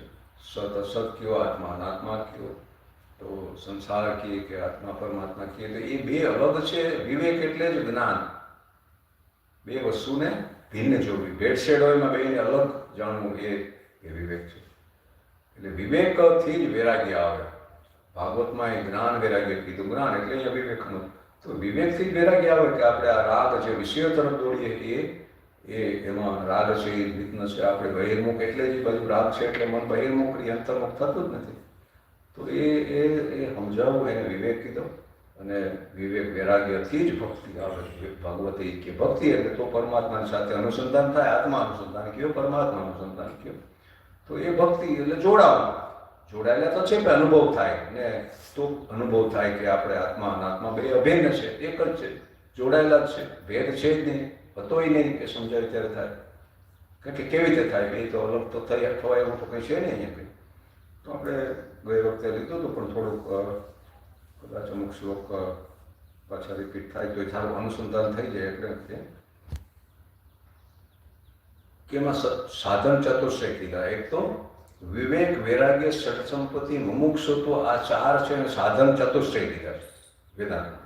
તો આ ચાર વસ્તુ હોય તો આમાં કંઈક આગળ વધતી થાય. આપણે કરતા હોય પણ આપણે થાય કે ન થતું સમજાતું ન તો મૂળ બીજો કંઈ વાંધો ને. આપણે હજી બધો વિવેક ન હોય કે આમાં સાચું હું ખોટું માટે આપણે હજી ખોટાનામાં સાચો બધી સાચી હોય અટક્યા હોય ક્યાં રાગ નથી આવે, વૈરાગ્ય ના આવ્યો, વિવેક નથી હોય, પૂરો વૈરાગ્ય નહીં હોય તો હજી રાગ એ રહેતો હોય, પ્રિય લાગતો હોય, સંસાર સુખ બધી થતી હોય તો એ હોવો જોઈએ. અને પછી ષડ સંપત્તિમાં બધું ઇન્દ્રિયો નિગ્રહ અને મન નિગ્રહ અને શ્રદ્ધા એટલે કે શાસ્ત્રો ગુરુના વચનનો વિશ્વાસ, સમાધાન એટલે મનનું કંઈક સ્થિરતા, સત્વ, સાત્વિકતા, સ્વામી મનનું સમજ છે. મનને ઉપર સંયમ રાખવો એટલે મન ગમે ત્યાં જાય તો જાગૃત રહીએ તો વાળીએ ને, નકર મન તો વયું જાય ગમે તો મનને સંસાર વિષયો તરફ ન જાવ તો વળી ફારી લગાડવું એ પણ એક દમ છે ઇન્દ્રિયોને તરફ. તો આ બધું ઉત્તરોત્તર આપણે એ આંતરિક છ ને એક રૂપે લઈને સરસંપત્તિ એટલે છ વસ્તુ, શ્રદ્ધા, પછી સમાધાન એટલે મનની થોડી સ્થિરતા, પછી તિતિક્ષા, ઉપરતિ એટલે એકવાર છૂટી ગયો એ વૈરાગ્ય ભાવ આવ્યો પછી ભાગ્યવશ આવે તો પણ એમાં કોઈ એવી રાગ ન થાય. આવે ભોગાઈ ગયું વહી ગયું તો આપણે પછી ઓલું નાખીએ કે એકવાર ખબર પડી ગઈ કે આ છે તો ભાગ્યવશાત આવીએ. વિષયો બધું છોડવો તો એ તો આવશે, જ્યાં સુધી બાકી છે પ્રારબ્ધ તો એવા બધા આવીએ. ઈચ્છતા નથી થતા આવીએ, એનો ભોગ આપ્યો ન તો નિવૃત્ત થાય ને શરીર છે ત્યાં સુધી રહેશે. શરીર પ્રારબ્ધ એ નિશ્ચિત થયેલું ફળ છે એ તો આવશે. પણ હવે આપણે એમાં કોઈ રુચિ નથી. આવે તો એને જ અનાસક્ત કીધું કે આવે તો હરખાવાની જરૂર નથી, જતું રહી તો કોઈ દુઃખ નથી. આવ્યું તો ભોગવાઈ ગયું, નિવૃત્ત થઈ ગયું, બસ. એમ ના થાય કે કામ થઈ ગયું, આજ તો મજા આવી ગઈ અને બીજી દી પાછું ન મળે કાલે મજા આવી, આજ તો પાછું ભિક્ષા લઈ કરવા જવું પડ્યું. તો એ થોડી હજી આસક્તિ ન હોય છે. અનાસક્તા આ છે કે આવે કે જાય એમાં બેથી પર શુભ અશુભ કયો કે એનાથી સારું ખરાબ જે કંઈ આપણા ગમાણ ગમા છે એમાંથી પર જવું પડે. એટલે આ બધી ગુરુ વિશે ઘણું ઘણું આગળ આપણે ચર્ચા કરીએ, બધું તો નથી ગુરુ કેવા હોવા જોઈએ, શિષ્યમાં આ બધા લક્ષણ અને એમાં વૈરાગ્ય ભાવની સાથે મુમુક્ષુત્વ અને વિદેશ મહત્વ આપ્યું, મુક્તિની ઈચ્છાને વધારે મહત્વ આપ્યું, વૈરાગ્ય અને મુમુક્ષુત્વને વિશેષ મહત્વ આપ્યું. કારણ કે મુક્તિની ઈચ્છા ન હોય, પ્રબળ હોય તો આ થોડોક વૈરાગ્ય થોડાક ઓછા બતાવે તો હાઈલો જાય, મુમુક્ષુત્વને વધારે મહત્વ આપ્યું. એટલે આ અહીંયા શિષ્યોમાંથી થોડાક શ્લોક લીધા હતા ભાઈ પાછું એટલે લઉં કે થોડું અનુસંધાન થઈ જાય કે એક ભાઈ શિષ્ય જાય છે અને કે મને આ બંધન શું છે એ સમજાતું નથી. મને એમ લાગે કે આ સંસાર બંધન છે પણ બંધન છે એ સમજાતું નથી મને. તો આ બંધન શું છે એનું હું કેમ કરવું આ તે એવો પ્રશ્ન રહે છે. એટલે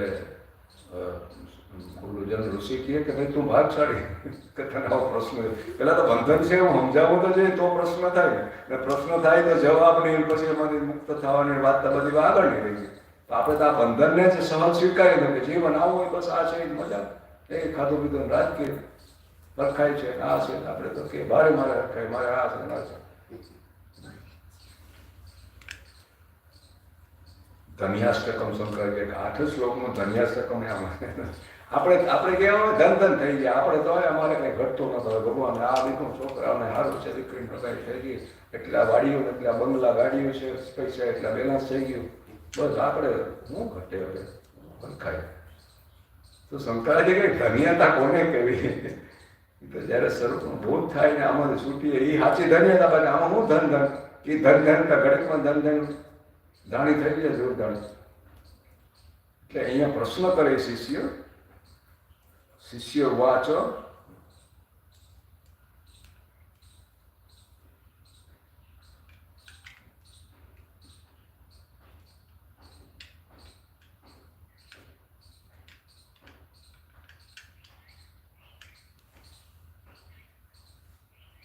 આગળના શ્લોકમાં કહે કે પરમાત્મા રૂપ તને, એટલે કે તું છે તો પરમાત્મા રૂપ આત્મા રૂપ, પણ દેહાદી રૂપ જળમાં હુંપણાના તથા તેના સંબંધવાળા પ્રાણી પદાર્થમાં મારાપણાના અભિમાન રૂપ બંધ અજ્ઞાનના સંબંધથી જ થયો તને. બસ આ બંધ છે. હું ને મારું આપણે કહેતા તો પોતે આત્મા છે, પરમાત્મા રૂપ હોવા છે, દેહાદી રૂપ જળમાં હુંપણાનો હું પણ થયો અને પછી દેહના સંબંધવાળામાં બધામાં મારા પણ થયું.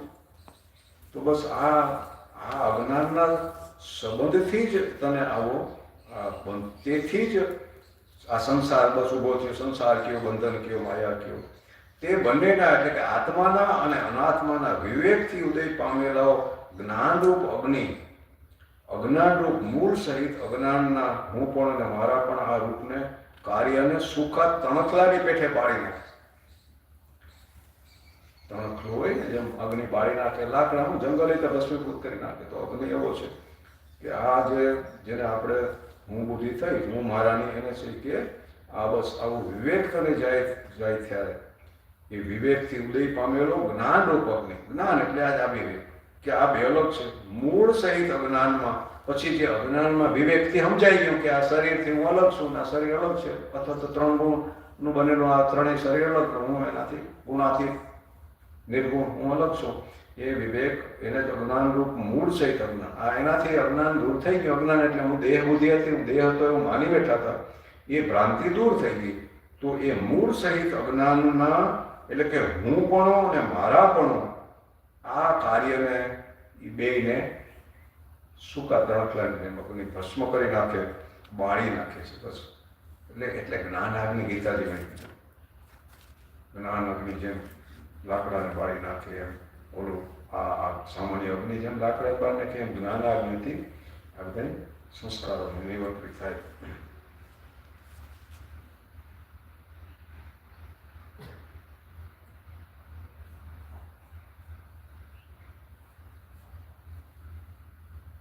હવે તે શરણાગત શિષ્ય પોતાના સદગુરુને પૂછે છે. શિષ્યો વાચક કૃપયા શ્રૂયતામ સ્વામી પ્રશ્નોયમ ક્રિયતે મયા યદ ઉત્તરમ અહમ શ્રુત્વા કૃતાર્થ શ્યામ ભવન મુખાત.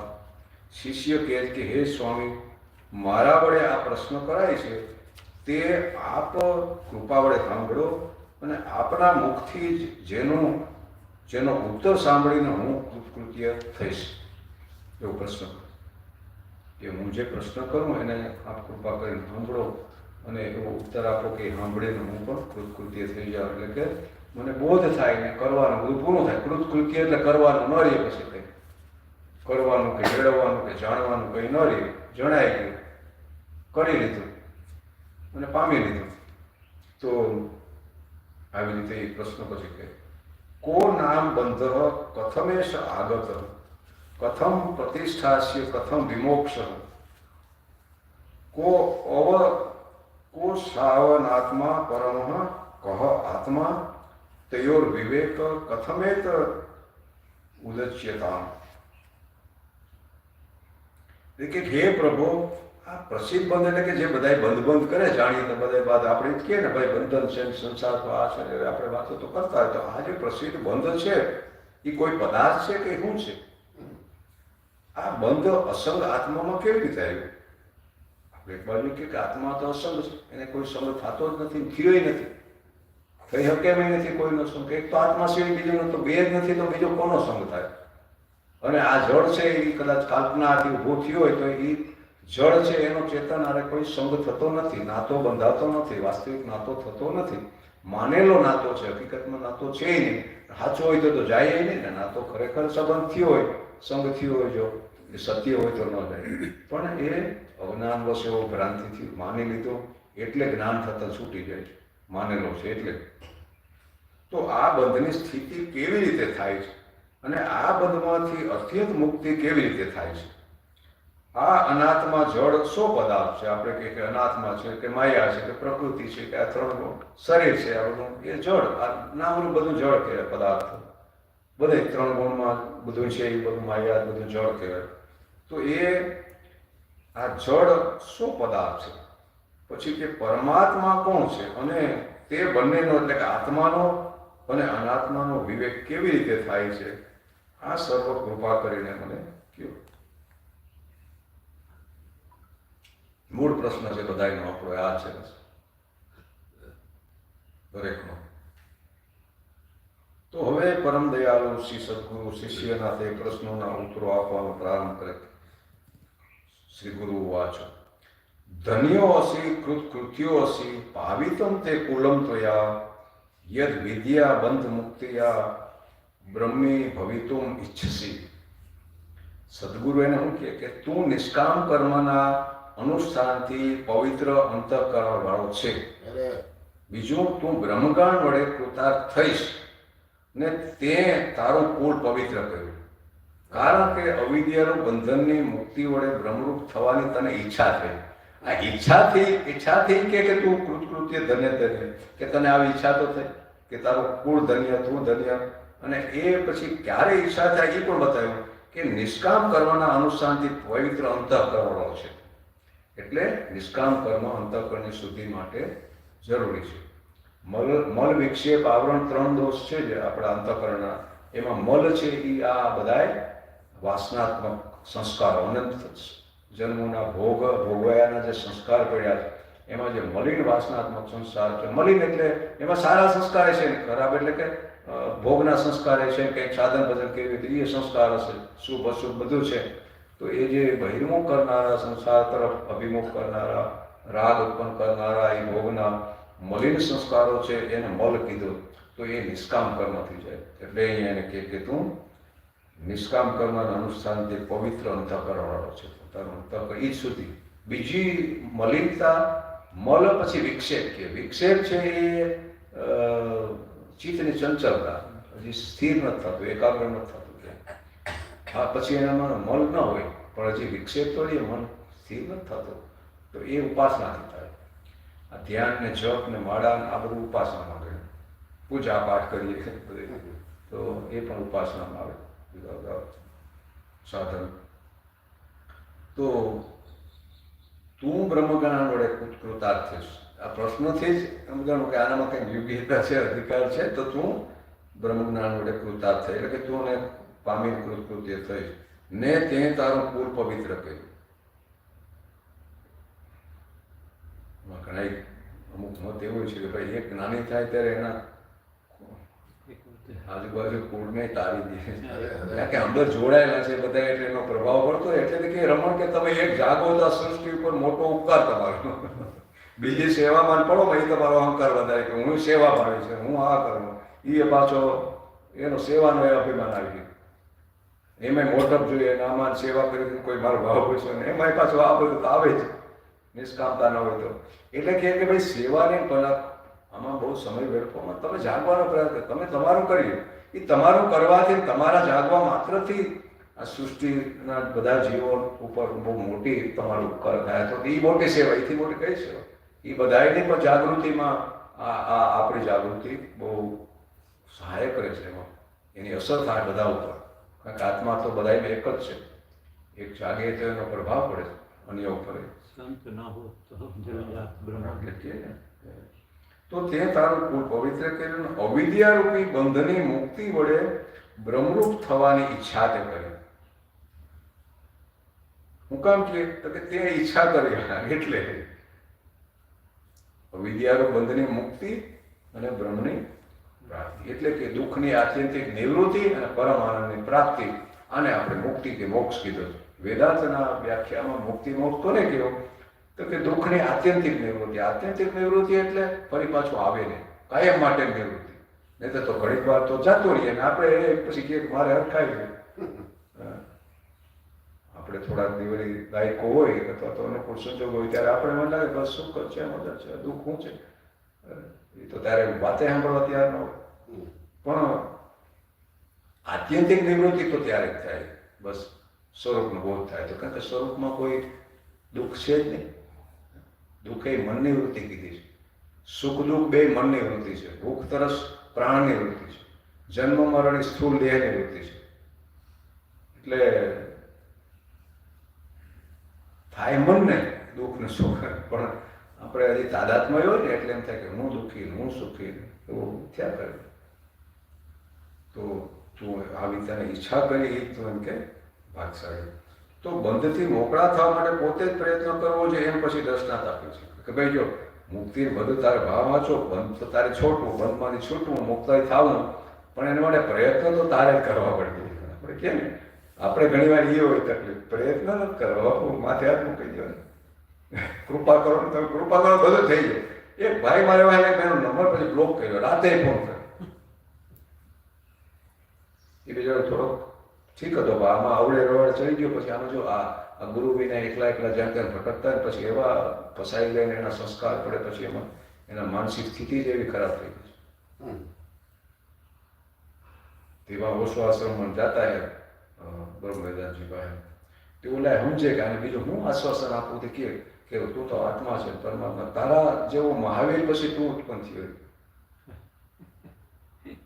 મહાવીર એટલે આને તો એવી હિંમત આપવા કદાચ શબ્દો કીધા તો આ મને કે બાપુ કે એ વચમાં ક્યારેક ફોન કરે હરખમાં, બાપુ કે હું હમણાં કે અહીંયા જાઉં છું, અહીંયા આવતા ગુરુજી હતા ત્યારે છોકરા આવતા મને પાસે થોડું શીખવાડતો યોગને, તો એ પછી ભટકવા બીજે વે કહેવાય. તો એ કે હું ત્યાં જાવ ને બ્રહ્મવિદ્યાનજીએ ચોખ્ખું કીધું કે મહાવીર પછી આવું વ્યક્તિત્વ તું તારામાં, આ જાગૃતિ આવી સ્થિતિ તારામાં છું. બેટા તું ધંધન્ય થઈ ગયો, બીજું હવે તારે શું છે બસ. પણ બ્રહ્મવેદાંતજી જે કહે તો બરાબર છે, તને શું લાગે છે? કોક કહે ને તું કહે કે હું મહાવીર છે, એમને તને શું લાગે? તને લાગે કે હું મહાવીર છે કે મારી સ્થિતિ આવી ગઈ છે? તારો પોતાનો અનુભવ મહત્વનો છે. મહાત્મા તો ઘણી વાર એનો કોઈ હેતુ બીજો આશ્વાસન આપવા, આવા માનસિક અસ્થિર એને એમ થાય કે આવા હિંમતવાળા કંઈક શબ્દો આપો ને અંદર ઓલી એક લઘુતા ગ્રંથિથી પીડા થાય તો થોડોક એમાં બહાર આવે. અને છે આત્મા મહાવીર કયો કે જે કહ્યું એમાં ક્યાં ભેદ છે? સ્વરૂપથી તો છે આપણે મહાવીર જ છે. તો એ પછી પાછું થયું તે માનસિક ચડી ગયો. કેટલા વર્ષ આવ્યા, કોરોના વખતે આવ્યો તો દવાઓ, પછી માનસિક દવાઓ લે તે બિચારો આવ્યો તેનો ભાઈ લઈ તે આપણે દુઃખ એ થાય નંબર લઈ ગયો. બસ વારે વારે ફોન કરે, મને સ્વામીજી ખબર છે ગુરુજીને તમારા પર કહે તમે સિદ્ધ જ છો કે મને ઘણા મહાત્માને કીધું કે ન્યા જાવ. હું તો નથી કહેતો, કોક કહેતો હોય તેમાં મારો દોષ. હું તો નથી કહેતો કે હું સિદ્ધ છે ભાઈ, હું તો સામાન્ય માણસ છું ને. તો કે મને ખબર છે, તમે મને દઈ દો બસ. બ્રહ્મવેદાંતજીએ કે મને આપ્યું હતું, પણ હવે એ તો રહ્યા નહીં કે મેં કોઈ આપ્યું હોય તો કોઈ વસ્તુ છે ને બ્રહ્મવેદાંત આપી દી, પાછી ખોવાઈ ગઈ કે વહી ગઈ. એવું કંઈ લેવા દેવાની વસ્તુ લેવા દેવાની તો હું આપું ને બેટા, મારે હું વાંધો છે, હું બધાને દાન કરું, તને એકને હું દુનિયા આખીને હું આપું છું, અપાતો હતો. પણ હવે એ તો આપીને કે આમાં તો જાતે મરવું પડે. સ્વર્ગે જવું કોક મરે ને આપણે જવાય એવું તો આમાં થતું ને. એટલે તું ના ફરી પાછા કરે, ના ના મને ખબર છે ને, મને ખબર જ છે તમારી, એટલે તમે આપો તો તમે આપી શકો, મને ખબર છે ને આજ પડે.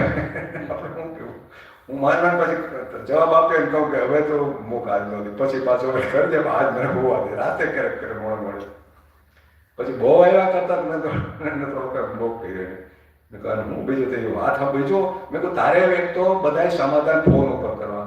તું વિદેશમાં માણસ જાય બોધ લેવલ, તને બાજુમાં પોર્ટેબલ છે તો તારે રૂબરૂ આવવું નથી કોઈ. અને તું ફોન ઉપર એટલી તને ફુરસદ નથી, ફોન ઉપર તારે ઉભાવ બધું લઈ લેવો અને તો અમને આપી દઉં. મેં કાંઈ આવો તો એટલી તમને તમારા મગજમાંથી ભ્રાંતિ તો દૂર કરીએ થોડી વાતો કરીને કે આવતો જાતો થતા ધીરે ધીરે. એટલે આવું બધું આપણે બહુ મુશ્કેલ છે. આમાં માણસ અટવાઈ જાય ઘણી વાર ભ્રાંતિમાં, રસ્તે ચડી જાય અડાવડા બિચારા. એટલે આવશ્યકતા થોડી ગુરુની કીધી. એવા 2-3 છોકરા છે મારા ધ્યાનમાં, બધા માનસિક દવાઓને સારો હાલે છે.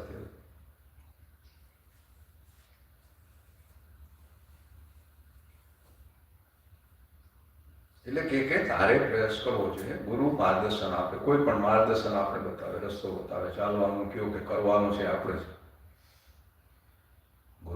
સાનિધ્ય, એમાં શ્રદ્ધા હોય, એ બધું સહાયક ખરા, પણ આપણે એમ કહીએ કે હા મળી જાય એમને કંઈક લાવીને, તો એવું તો નથી. આપણે પરિવર્તન આપણે કરવું પડે. આપણો જે આપણા ભાગનું છે તો આપણે જ કરવું પડે. તો કે ઋણ મોચન કરતા પિતુઃ સંતિ સુતાદય બંધ મોચન કરતા તું સ્વસ્વમ આદન્યો ન કશ્ચન. એટલે કે પિતાના ઋણમાંથી તે પિતાને મોકળો કરનારા હો તેના પુત્ર આદિ સંબંધીજન હોય છે, પરંતુ અવિદ્યાને તેના કાર્યોરૂપ બંધથી જીવનને મોકળો કરનાર પોતાનાથી ભિન્ન કોઈ પણ નથી. આ બંધમાંથી મોકળા થવા માટે તો પોતે જ વિધિવત પ્રયત્ન કરવા જોશે. હા, એમ કહી દો કે હાથમાંથી હાથ મૂકી દો ને થઈ જાય, એવું નથી. હકીકતમાં આપણે કહીએ ને ગુરુ કૃપા કરતા નથી. કૃપા એટલે શું? કૃપા કોઈ વસ્તુ છે તે કરે તો એવું છે કે એક ઉપર કરે એક ઉપર નથી કરતા, એવું કરે. એ તો અકર્તા થઈ ગયા, અંદરથી થઈ ગયા. હવે કરતા પણ તેના માટે શું કરે? અને આ કોઈ કરવાની વસ્તુ થોડી છે.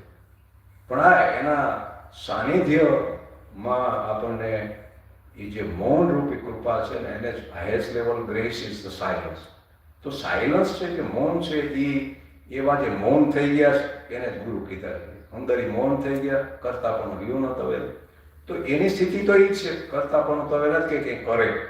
આ બાહ્ય દેહથી જે વ્યવહારિક થતા હોય બરાબર છે, તો અંદર કરતા પણ રહ્યું ને કરવાનું ભાવ ન રહ્યો, પણ અનુસંધાનથી નજીક રહેવાથી એ જે એનું મૌનનો જે ક્ષેત્ર છે, કાર્ય ક્ષેત્ર પ્રભાવ, એ આપણા અંતઃકરણને વહેલું શુદ્ધ કરે.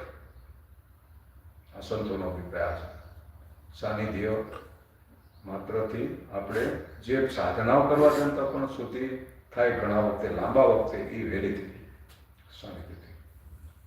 એ બ્રહ્મર્ષિ પણ ઉલ્લેખ કર્યો. આ તો બધે ઘણી જગ્યાએ કીધું, પણ બ્રહ્મર્ષિ એ કહ્યું કે highest level of grace is silence. બસ મૌન અંદર પ્રવેશી જાય, આપણે મૌન થઈ જાય, મોટી કૃપા. એટલે અહીંયા કહે કે આ બધું પિતૃ ઋણ આ અંતે ને એમાં એ બધું છોડાવે કરે, વિધિઓ કરે, પુત્ર કરે, એ બધું એમાં છે. અહીંયા તો એવું કોઈ કરીને આપણે મળી જાય એવું ન થાય. તમારે મોકળો કરનાર પોતાનાથી ભિન્ન કોઈ નથી. મસ્તકે ન્યસ્ત ભારા દે દુઃખ અન્ય નિવાર્યતે શુદ્ધાધિકૃત દુઃખમ તું વિનાશવેન ન કેનચિત. એટલે કે પોતાના માથા ઉપર રાખેલા ભાર આદિના દુઃખને તે ભાર ઉપાડી લેવાથી બીજા વડે નિવારણ કરી શકાય છે. કોઈક આપણે વજન ઉપાડીને જતા હોય, એ બોજાને કોઈક મદદરૂપ થઈ કે લા ઘરે હું ઉપાડી લઉં, એ ભાર કોગરવો કરી શકે, એમાં બીજા સહાયક થાય કે બાકી આમાં નહીં. એટલે કે આવા ભાર આદિ દુઃખ છે, એ દુઃખ તો છે, વજન ઉપાડીને થાય ક્યાંય કંટાળે કોઈક મળી જાય તો આપણે કેવો હળવા થઈ જાય. ઘડીક વાર લાવું, ઘડીક વાર ઉપાડી લઉં તો થાય કોઈ કે એવી રીતે એ કરી શકાય. પણ ભૂખ આદિ ભૂખ તથા તરસે ઉપજાવેલા દુઃખને પોતાને અન્ય કોઈ વડે ખાઈ પીને દૂર ન કરી શકાય. ભૂખ્યા થયા, તરસા થયા હોય તો એ તો આપણે જ ખાવું પીવું પડે, તો જ આપણી સુધાત્રો સાબંધની નિવૃત્તિ થાય. કોઈ ખાઈ પીને આપણે એનો કંઈ આપણે નિવૃત્તિ ન થાય. દુઃખની નિવૃત્તિ માટે તો પોતે જ ખાવા પીવું જોઈએ બસ. તો એમ બ્રહ્મ ભાવરૂપ મોક્ષ પ્રાપ્ત કરવા માટે પણ પોતે જ પ્રયત્ન કરવો જોઈએ, એમ દ્રષ્ટાંત આપીને સમજાવે. પથ્યમ ઔષધ સેવા ચ ક્રિયતે યેન યોગ રોગેણા આરોગ્ય સિદ્ધિર દષ્ટાસ્ય ના અન્યનું તિષ્ઠ કર્મણા. એટલે કે જે રોગી વડે પથ્યનું અને ઔષધનું સેવન કરાય છે તેના આરોગ્યની, એટલે કે રોગ રહિત પ્રણાની સિદ્ધિ જોઈ છે. જે રોગી માણસ દવા પથ્ય અપથ્ય, એટલે હું ખાવું હું ન ખાવું બધા નિયમો પાડે અને ઔષધ લે તો એ રોગ એનો દૂર થાય, નિવૃત્તિ થાય, આરોગ્યની પ્રાપ્તિ થાય, એવું આપણે જોયું છે, એવું સિદ્ધ થતા. પણ અન્યના સેવેલા ઔષધ વડે અને બીજા કોઈ દવા કરે ને આપણે હાજર થાય એવું તો ન થાય. એટલે આ બધું આપણને જુદા જુદા દ્રષ્ટાંત આપીને સમજાવવા માટે કે આપણે પોતાને પુરુષાર્થ તો આપણે કરવો પડશે. વસ્તુ સ્વરૂપમ સ્ફુટ બોધ ચક્ષુષ સ્વેનૈવ વૈદ્યમ નતુ પંડિતેન ચંદ્ર સ્વરૂપમ નિજ ચક્ષુષ એવ જ્ઞાતવ્યમ અન્ય અવગમ્યતે. કેમ? જેમ ચંદ્રનું સ્વરૂપ પોતાના નેત્ર વડે જાણવા યોગ્ય છે, અન્ય મનુષ્યોના નેત્ર વડે શું જાણી શકાય? આપણે જોવું પડે ને આપણા આંખથી જે દર્શન થાય એમાં, એવી જ રીતે તેમ બ્રહ્મથી અભિન્ન આત્મારૂપ વસ્તુનું, એટલે કે એ બ્રહ્મથી અભિન્ન આત્મારૂપ કોણ? તો આપણું પોતાનું સ્વરૂપ. એ બ્રહ્મથી અભિન્ન છે, બ્રહ્મથી જુદો નથી, બ્રહ્મથી અલગ નથી, એ બ્રહ્મરૂપ જ છે. એટલે એવું બ્રહ્મ કયો, આત્મા કયો, ચૈતન્ય કયો. અહીંયા બ્રહ્મ શબ્દ સંસ્કૃતનો એટલા માટે પણ બ્રહ્મનો દરેક સંસ્કૃતના શબ્દનો કોઈને કોઈ અર્થ હોય. બ્રહ્મ એટલે બૃહદ, મોટામાં, એથી મોટો કોઈ ન હોય. એમ જે અનંત છે એને બ્રહ્મ એટલે સત્યમ જ્ઞાનમ અનંતમ બ્રહ્મ. બ્રહ્મની વ્યાખ્યા જ આ 3 શબ્દોથી આપી. એક તો એ નિત્ય છે, પછી જ્ઞાનરૂપ એટલે ચૈતન્ય રૂપ છે, અને અનંત છે. 3 એના લક્ષણ, અથવા સચ્ચિદાનંદ આપણે કહીએ.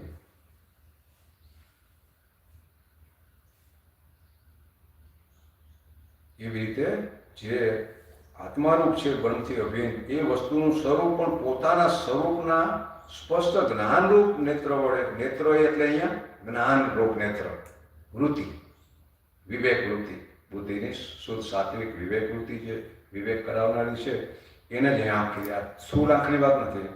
એવી રીતે પોતાથી જાણવા આવ્યું છે. એટલે પોતાનું સ્વરૂપ પોતે જ આવી રીતે એ જ્ઞાન ચક્ષુથી જાણી શકાય. અન્ય પંડિત વડે એ જાણવા, કોઈ જ્ઞાની હોય ને એટલે આમાં મદદ ન થઈ શકે. એનો અનુભવ આપણે કામ આવે, એમાં માર્ગદર્શક બની શકે, પણ અનુભવ તો આપણે પોતાના પ્રયત્નથી બંને નિવૃત્તિ થઈ શકે છે. એમ કહે છે, અવિદ્યા કામ કર્માદિ પાસ બંધમ વિમોચિતું ક શકનું યાદ વિના આત્માનમ કલ્પ કોટી સતે. એટલે કે અવિદ્યા કામ, કામ એટલે પ્રાણી પદાર્થની તૃષ્ણા. આપણે એક તો અવિદ્યા એટલે અજ્ઞાન, સ્વરૂપનો અજ્ઞાન છે, જે જ્ઞાન નથી એને જ અવિદ્યા કીધું, કારણસર આપણું. પછી કામ એટલે કે પ્રાણી પદાર્થની તૃષ્ણા, અને કર્મ. કામ ઉત્પન્ન થાય એટલે કર્મ ઉત્પન્ન થાય. કોઈ વસ્તુ પ્રાપ્ત કરવાની ઈચ્છા થાય તો જ ક્રિયા ચાલુ થાય ને. એ પ્રાપ્ત કરવા પછી પ્રયાસ કરીએ, કર્મ છે. તો એ પ્રાણી પદાર્થ બધું સામે પ્રાણીઓ છે, પદાર્થ છે, જગતના વિષયો બધા આવી ગયા. તો એની ઈચ્છા કામ, એટલે કે એ પ્રાપ્ત કરવાની ઈચ્છા થાય તો એમાંથી કર્મ, ઈચ્છિત પ્રાણી પદાર્થની પ્રાપ્તિ માટે કરવામાં આવતો પ્રયત્ન ચાલુ થાય. તો આ બધાના જે પાસ છે, આને જ બંધન કીધું. કે આ બધા ફાંસાએ કરેલા દુઃખરૂપ બંધથી પોતાને મોકળો કરવાને પોતાના વિના 100 કરોડ કલ્પો વડે, એટલે કે બ્રહ્માના દિવસો વડે પણ કોઈ સમર્થ નથી. એ એમને તો કંઈક યુગો વીતી ગયા, કંઈક લક્ષોરાશી માટા મારી લીધા, અને આ દિવસે તો પછી એનો કોઈ હિસાબ એ ન હોય તો એ ન થાય. બ્રહ્મા પણ ન થાય. અહીંયા બ્રહ્માને ઉચકોટીના જીવ કીધા. એ બ્રહ્મા વિષ્ણુ પણ ભાગવતમાં આવે ને કથા, બાંધ્યા હતા, બે વચ્ચે યુદ્ધ થાય. વિષ્ણુ કે તું મારી નાભીમાં ખોતે, તું મારો દીકરો કહેવાય કે મારાથી નીચો કર, તું મારે તારે મને માન આપો એ સન્માન. એ કંઈક વિવાદ થાય એટલે બ્રહ્મા કે ભાઈ તમે મોટા ક્યાં થાય, આ બધું ઉત્પન્ન તો હું કરું, કે હું સર્જનાર છે. એમાં વિવાદ થાય, યુદ્ધ થાય. એ દરમિયાન એને ચૈતન્ય રૂપ સ્તંભના દર્શન થાય. તો એ બે જોઈ ગયા. ઘડીક તો બંધ કરીને બાંધવાનું, કે બાંધવું પછી, પણ આપણે તેમ માનતા કે આપણે બે સિવાય કોઈ છે નહીં. હું એમ માનતો કે હું છું, મેં તને હતું ત્યાં કે તું કે હું એ કીધું. તો આપણા બે સિવાય કોઈક આપણે ન જાણતા એવી કોઈક સત્તા છે હજી, કે જે હું છે આ તને નથી ખબર, મને નથી ખબર, તો કે આપણે એનો છેડો લેવા જઈએ. એટલે વાત આ છે કે એક ઉપર જાય ને નીચે જાય, પણ એનો છેડો મળતો નથી. એટલે કે એ ચૈતન્ય છે, એનો કોઈ હદ નથી, એની બાઉન્ડ્રી નથી કે એનો છેડો મળે, એવું છે. એટલે વાત આ છે કે બ્રહ્માની એ પણ બધા ઉચકોટીના જીવમાં જ આવે. એ પણ આ નાનો જીવ એક દી બ્રહ્મા સુધી પહોંચી શકે, બ્રહ્મા પાછો હેઠો આવી શકે, એવું છે. બ્રહ્માને ઘણી વાર આપણે ભ્રાંતિથી માનીએ બ્રહ્મા એટલે બ્રહ્મ, એવું નથી. બ્રહ્મા એટલે એક રજોગુણ શક્તિ છે, ક્રિયા શક્તિ. એ બ્રહ્મા વિષ્ણુ સગુણ સાકાર ભગવાનના 3 રૂપ ઈશ્વરના એ થયા. બ્રહ્મ એટલે તો ઈશ્વર અને આ 3 ગુણ, અને ઓલા ઈશ્વર એટલે જે સગુણ નિરાકાર છે, એ બધાયથી નિરાળો. કવિનો દોરો છે, એક રામ ઘટ ઘટ में बोले, एक राम दशरथ के डोले, एक राम सकल संसार, एक राम सबसे न्यारा. તો અહીંયા એક રામ એટલે અહીંયા 4 નથી, પણ તત્વ રૂપે તો એક જ છે. રામ કયો, કૃષ્ણ કયો, શિવ કયો, એને બ્રહ્મ કયો, જે કયો હું કયો, એ એક જ તત્વ ઉપાધિના ભેદથી અલગ અલગ આપણે લાગે. કે દરેક જીવ અણુમાં, જીવડામાં, નાના સૂક્ષ્મ જંતુમાં એ રામ છે, એ ઘટઘટ દરેક જીવને આપણે કીધું ને કે સર્વને હૃદયમાં હું છું, આપણે સવારે ગીતામાં જોઈ ગયા. તો એ રામ આત્મા રૂપે સર્વમાં છે પણ એ જ રામ છે. દશરથ ઘેર એ અવતાર લીધો દીકરા તરીકે તો એ તત્વ જ પ્રગટ થયું અહીંયા. આખરે તો એમાં આ રામમાં કોઈ જાજા રામ નથી, તત્વ રૂપે તો એક છે. પછી એક રામ સકલ સંસાર, એટલે આ બ્રહ્માંડની ઉપાધિ વાળો જેને ઈશ્વર કહેવાય એ પણ રામ. અને ચોથો તો આ બ્રહ્માંડ તો અમુક મર્યાદામાં છે, ઓનું તો અનંત છે ચૈતન્ય, જેનામાં કોઈ આ પ્રકૃતિના કોઈ અશુદ્ધિ નથી, એવું શુદ્ધ ચૈતન્ય બ્રહ્મ છે, એ તો અનંત છે. એટલે કે એ સમશે ને આ તો મુદ્દો એ છે કે રામ અનેક નથી, પણ આવી રીતે એક જ તત્વમાં વિભાગ, કારણ કે એ જે અનંત છે એ આપણા બધાની અંદર બધાનો સત્તા રૂપે અણુમાં એ જ છે રહેલો. તો એવું તત્વ છે. એટલે બ્રહ્મા પણ બધા મર્યાદામાં આવી, બ્રહ્મા વિષ્ણુ મહેશ પણ સગુણ સાકારમાં આવી.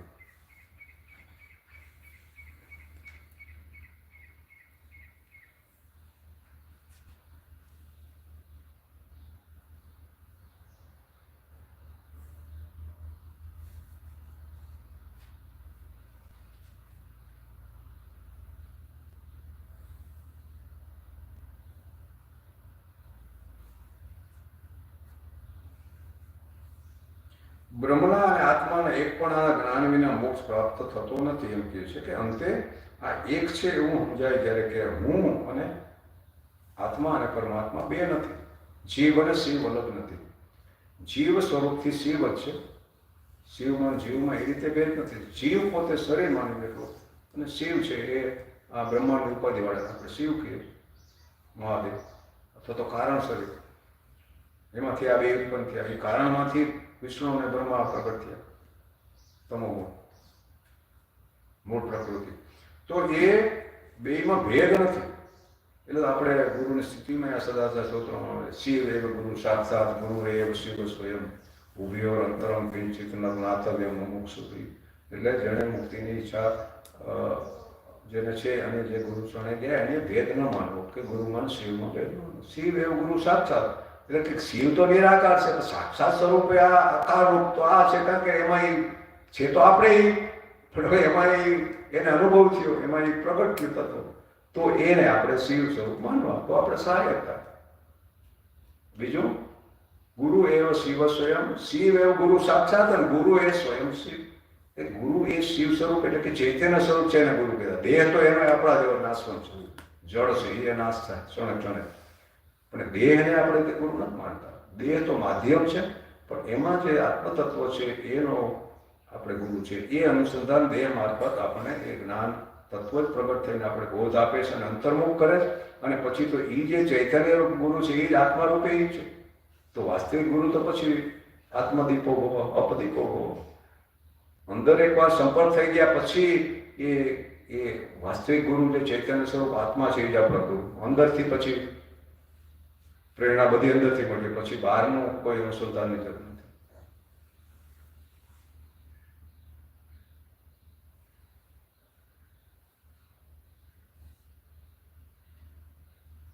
એટલે કે આ બે એક છે, કારણ કે એક કેટલે નથી થતા, પોતે હજી શરીર માને એટલે જુદા લાગે.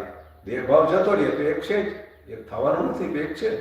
એટલે કે આવું એક પણ નો જ્ઞાન, એકને જ યોગે કીધું કે ભાઈ બે નથી ત્યાં, એ અભેદ બે વચ્ચે છે, જીવ શિવ કયો કે આત્મા પરમાત્મા. તો એ એક છે હું, એનો બોધ ક્યારે થાય? અહંકાર ગળી ગયો તો એક જ છે. આ તો અહંકારને લીધે જુદા આપણે લાગતા હતા, શરીર ભાવને લીધે, નહીં તો એક જ છે, એક થવાનું નથી. એના વિના મોક્ષ એટલે કે બસ એ જ મુક્તિ. દેહભાવ જતો રહ્યો, અજ્ઞાન જતો રહ્યો, અને એકતાનો બોધ થવો એ જ આત્મબોધ છે. તો એનાથી જ મોક્ષ કે મુક્તિ જેને આપણે કહીએ મુક્તિ. મોક્ષ એટલે જ કે ત્યારે પછી દુઃખની આત્યંતિક નિવૃત્તિ થઈ જાય અને પરમ આનંદરૂપ તો આપણું સ્વરૂપ જ છે, આત્મા જે આનંદરૂપ છે. તો એ જ પરમાનંદની પ્રાપ્તિ. ન યોગેન ન સાંખ્યેન કર્મણો ન વિદ્યયા બ્રહ્મ આત્મૈક બોધેન મોક્ષ સિદ્ધ્યતિ ના અન્યથા. બ્રહ્મના અને આત્માના એકપણના જ્ઞાન વડે મનુષ્યને મોક્ષ સિદ્ધ થાય છે. બીજા કોઈ ઉપાયનું કામ હોતું નથી. એટલે અહીંયા બીજા ઉપાયથી તે સિદ્ધ ન થતો, એમ બીજા ઉપાયમાં અહીંયા યોગ સાંખ્યને કરી લીધું છે. કારણ કે વેદાંત અભેદને માને છે. બ્રહ્મ સિવાય બીજું કંઈ ભેદ છે ને કાલ્પનિક છે, આત્મા કોઈ અલગ નથી. બ્રહ્મ એમ કીધું છે ચોખ્ખું, જીવો બ્રહ્મેવ ના પર, બ્રહ્મ સત્ય જગત મિથ્યા, જીવો બ્રહ્મેવ ના પર, એટલે કે જીવ બ્રહ્મરૂપ જ છે, એનાથી કોઈ ભેદ કે અલગ નથી. આ વેદાંતનો મુખ્ય સિદ્ધાંત છે. તો એ કહે કે સાંખ્ય યોગ એ બધા આપણા 6 મુખ્ય દર્શનમાંના એક મુખ્ય દર્શન છે. ન્યાય વૈશેષિક, યોગ, સાંખ્ય, પૂર્વ મીમાંસા, ઉત્તર મીમાંસા, આ 6 આપણા મુખ્ય દર્શન છે. એટલે કે તત્વજ્ઞાન કયું, આ બધું પરમ તત્વ વિશેના જે કંઈ જુદા જુદા મત છે, ફિલોસોફી, એને આપણે જુદા જુદા દર્શન કીધા. એટલે કે એનો દ્રષ્ટિકોણ, એની સમજ પરમાત્મા, આત્માના જગતનું છે, એના વિશેનો જે કંઈ એનો દ્રષ્ટિકોણ છે, એનો એ દર્શન કહેવાય. તો યોગ સાંખ્યમાં છે ને અમુક હદે પૂર્ણ નથી સ્વીકાર્યો થોડોક, એટલે વેદાંત એને સ્વીકારે પૂર્ણ રીતે નહીં. જે અંતિમ એની સમજણ છે એ પાછા અમુક એવા માને કે આત્મા મુક્ત થયા પછી અલગ અલગ રહે, આત્મા એક છે એવું નથી માનતા. જીવ મુક્ત થઈ જાય કે પછી મુક્ત રહે, એટલે આત્મા અલગ અલગ છે એવું થોડા એવા ભેદ છે એ લોકોના અંતિમ ઓલામાં. એટલે વેદાંત કે ભાઈ અહીંયા બે છે જ નહીં, દ્વૈત નથી. એટલે બધાય 6 દર્શનને વેદાંત સ્વીકારે, એ બધાય ઉપયોગી છે, પણ એ સ્ટેપ છે. અંતિમ વેદ એટલે જ અંતિમ વેદાંતનો અર્થ જ થાય અંતિમ જ્ઞાન. વેદ એટલે જ્ઞાન, સંસ્કૃત શબ્દ વેદનો અર્થ જ્ઞાન થાય. વિત ધાતુ ઉપરથી વેદ શબ્દ એવો જ્ઞાન એટલે જ્ઞાન. તો આ પોતાના સ્વરૂપનું બોધ, તો એ એટલે કીધું કે અંતિમ જ્ઞાન તો એ અભેદ છે, એ છે. બસ દ્વૈત ન હોવું જોઈએ, અભેદ એક જ તત્વ છે કે સત્ય એક છે અને એક નથી.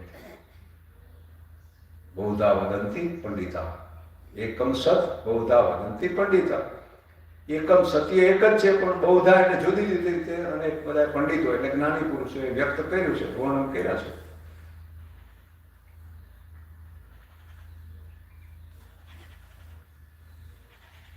એટલે કર્મો વડે નહીં, યોગ સાંખ્ય, પછી ઉપાસનાઓ, આ બધી વિદ્યા વડે એટલે ઉપાસનાઓ, એમાં એ બધું અમુક હદ સુધી બધા ઉપયોગી છે, બધાની ઉપયોગીતા છે, પણ અંતે તો આવરણ અજ્ઞાનનું દૂર થાય તો જ થાય. ઉપાસના અને કર્મ બધા ઉપયોગી છે. ઓલા મન વિક્ષેપ દૂર કરવા આપણે કીધું ને, ત્રીજો દિવસ આવરણ છે. આવરણ એટલે શું? હું મન વિક્ષેપ દૂર થયા પછી હજી મને પાતાના સ્વરૂપનો બોધ નથી થયો, અહંકાર દેહભાવ હજી અજ્ઞાન છે. તો એને માટે ગુરુનો બોધની જરૂર પડે. શાસ્ત્રો રીતે જે સમજાવે એને આપણે અનુસરીએ, પૂજન કરે. તો એને આપણે શ્રવણ કીધું, ગુરુમુખે શ્રવણ કર્યું. વિવેક આમાં આવ્યું તો આગળ કે શાસ્ત્રોનો ઉપયોગીતા ખરી, પણ એ શ્રવણ કરવાની વાત છે, ગુરુમુખે શ્રવણ કરવાનું. ગીતા, બ્રહ્મસૂત્ર, ઉપનિષદ, એને આપણે 3 સાધન પ્રસ્થાંતરે કીધા. એટલે આ ત્રણેયનો અભ્યાસ ઉપયોગી છે આમ સમજવા માટે. પણ એમાં એકલા વાંચવાનું તો એમાં નથી ગમ પડે, લોટાના ગૂંચવાડા વધારે થાય એમ છે. એટલે કીધું કે ગુરુમુખે શ્રવણ કરવું. શ્રવણનો મહિમા વેદાંતમાં વધારે છે. શ્રવણ, મનન, નિધિધ્યાસન, આ 3 મુખ્ય સાધન છે વેદાંતમાં. એક તો શ્રવણ કરવું, પછી સાંભળીએ એના ઉપર સતત મનન કરીએ. આપણે મનન ન કરીએ ને તો જ્યાં સાંભળ્યું થોડું સમજણ ધીરે ધીરે પાછું ભૂલાઈ જાય, થોડી વાર થાય તો. જોજો આપણે કાલે હું વાત કરી, કદાચ આજે પાછી વિચાર યાદ આવી નહીં, કાલે હું ચર્ચા થઈ ગઈ. તો મનનને વધારે મહત્વ આપ્યું. પછી થોડા એટલા શિબિરો એટલે કરીએ કે આપણે કંઈ કરીએ પછી પાછા બીજી વાતોમાં પાછા બહુ ન હોય. ઠીક છે, જરૂર હોય તો બોલીએ, પણ ચર્ચા આવી હોય છે તો તાજો થયા કરે. એકલા બે એમ કરી મનન કર્યા, હું આવ્યું, હું સમજ્યા, તો એ થોડુંક દ્રઢ થાય, એના સંસ્કાર પડે. તો નહીતર પાછા એક તો ઉપર થતા સંસ્કાર પાછું મૂકી દે એટલે વળી જતા રહીએ. એના થોડોક દ્રઢતા માટે મનન કરવું જરૂરી છે. શ્રવણ, મનન, નિધિધ્યાસન, પછી સમજણ, એ પછી એમાં સ્થિતિ કરીને સ્થિર રહેવું, એને નિધિધ્યાસન. ધ્યાનને કહીએ કે નિધિધ્યાસન ધ્યાન. આ વિવેક થયા પછી સ્વરૂપમાં સ્થિર રહેવું, વિવેકપૂર્વક.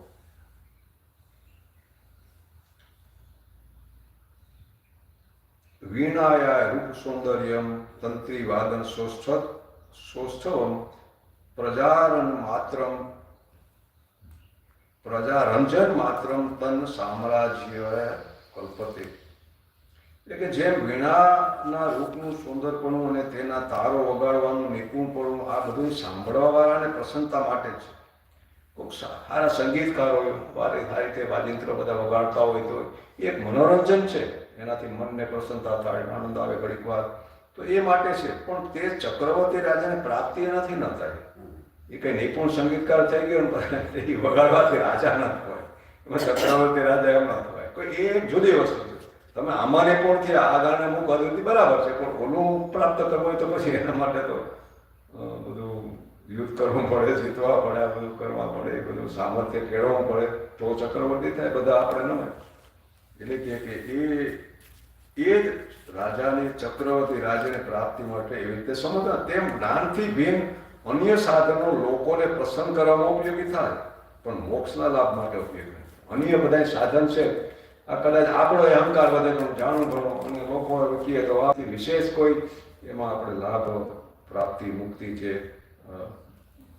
જ્ઞાન આત્મજ્ઞાનનો બોધ માટે ઉપયોગી ન થાય. વાગ વૈખરી શબ્દ જરી શાસ્ત્ર વ્યાખ્યાન કૌશલમ વેદુષ્યમ વિદુષામ તદ્વત ઉક્તિએ ન તું મુક્તિએ. એટલે આવી રીતે બોલવામાં આવતી વેખરી વાણી, આ 12 શબ્દો નીકળે બધા વેખરી વાણી. તો એ વેખરી વાણી શબ્દનો પ્રવાસ, શાસ્ત્રના વ્યાખ્યાનનો કુશળપણો, શાસ્ત્રના વ્યાખ્યાન કરવામાં કુશળ, લૌકિક, અહીંયા વાત લૌકિક વિદ્વાનોની વિદ્વતા એટલે લૌકિક જ્ઞાન કહેવાય. બધું આત્માથી બધું અનાત્માનું જ કહેવાય. પછી બાકીનું બધું જગતનું જેટલા જ્ઞાન છે એ બધાની લૌકિક જ કહેવાય. અલૌકિક તો એક સ્વરૂપનો બોધ છે, તો એ બધા લૌકિકમાં આવે. એટલે કે લૌકિક વિદ્વાનોની વિદ્વતા આ સઘળું આ લોકના ભોગને માટે થાય છે, પણ મોક્ષને માટે નથી થતું. આ એ બધાથી કંઈક જે કંઈ એનાથી જે કંઈ પ્રાપ્ત થાય ભોગ કે સંસારના વિષયો કદાચ, તો એમાં એટલા પૂરતું જ એનું વિશેષ મહત્વ શાસ્ત્રનું. એટલે કે બ્રહ્મને નહીં જાણ્યું તો પણ શાસ્ત્રનું અધ્યયન નિષ્ફળ છે, અને બ્રહ્મને જાણ્યું તો પણ શાસ્ત્રનું અધ્યયન નિરૂપી ગયું છે એમ જાણવું છે. જો આપણે શાસ્ત્રનું અધ્યયન તો કરીએ, બ્રહ્મ તો જાણ્યું નથી, એને શું ઉપયોગીતા, એનું શું મહત્વ? અને ધારો કે તમે શાસ્ત્ર જાણી લીધો, બ્રહ્મને જાણી લીધું, કોઈ શાસ્ત્રની કંઈ જરૂર નથી, કોઈ એનો કોઈ મહત્વ નથી. જાણી લીધું એને માટે શાસ્ત્રની કોઈ ઉપયોગીતા નથી. અને જો જાણ્યા વાંચ્યા સાંભળ્યા પછી અંતે જો જાણવું બ્રહ્મને ન જાણીએ તો એનો કોઈ બીજો તો ઉપયોગીતા ન થાય શાસ્ત્રનું. એટલે શાસ્ત્રને અહીંયા એક મર્યાદા છે. શાસ્ત્ર પણ આવી રીતે ભણીને આપણે પ્રવચનો આપ્યા તે બરાબર છે, પણ જ્યાં સુધી કંઈક સ્વરૂપનું અનુસંધાન નથી હોય ત્યાં સુધી એનું કહેવાનું તાત્પર્ય ન સમજાય. શબ્દો તો શબ્દો છે, એ બધું લક્ષ્યાર્થમાં આપણે સમજવાનું છે. વાચ્યાર્થ તો બધા પંડિતો કરે, શાસ્ત્રના જાણનારા એનો વાચ્યાર્થ તો કરે, સંસ્કૃતમાં એના અનેક અર્થ કરે, વર્ણન કરે, એ બધું થાય, પણ લક્ષ્યાર્થ છે એ કોઈ અનુભવી કહી શકે. ભલે એ શાસ્ત્ર નહીં જાણતા હોય તો કહી શકે. રમણે કોઈ શાસ્ત્રનો અભ્યાસ નતો કર્યો, એ બોલતા આવે તો એના શિષ્યો કહેતા કે તમે કીરોલા શાસ્ત્રમાં છે, ઉપનિષદમાં છે, એનામાં છે, એનામાં છે, તો કશે કે હું તો મારા અનુભવની વાત કરું. તો કંઈક સત્ય એ છે ને જેની અનુભવ કે બોલે ભલે ને કોઈ ભાષામાં કોઈ રીતે, પણ વાત તો એ જ આવવાની છે જેની એ જાણી હોય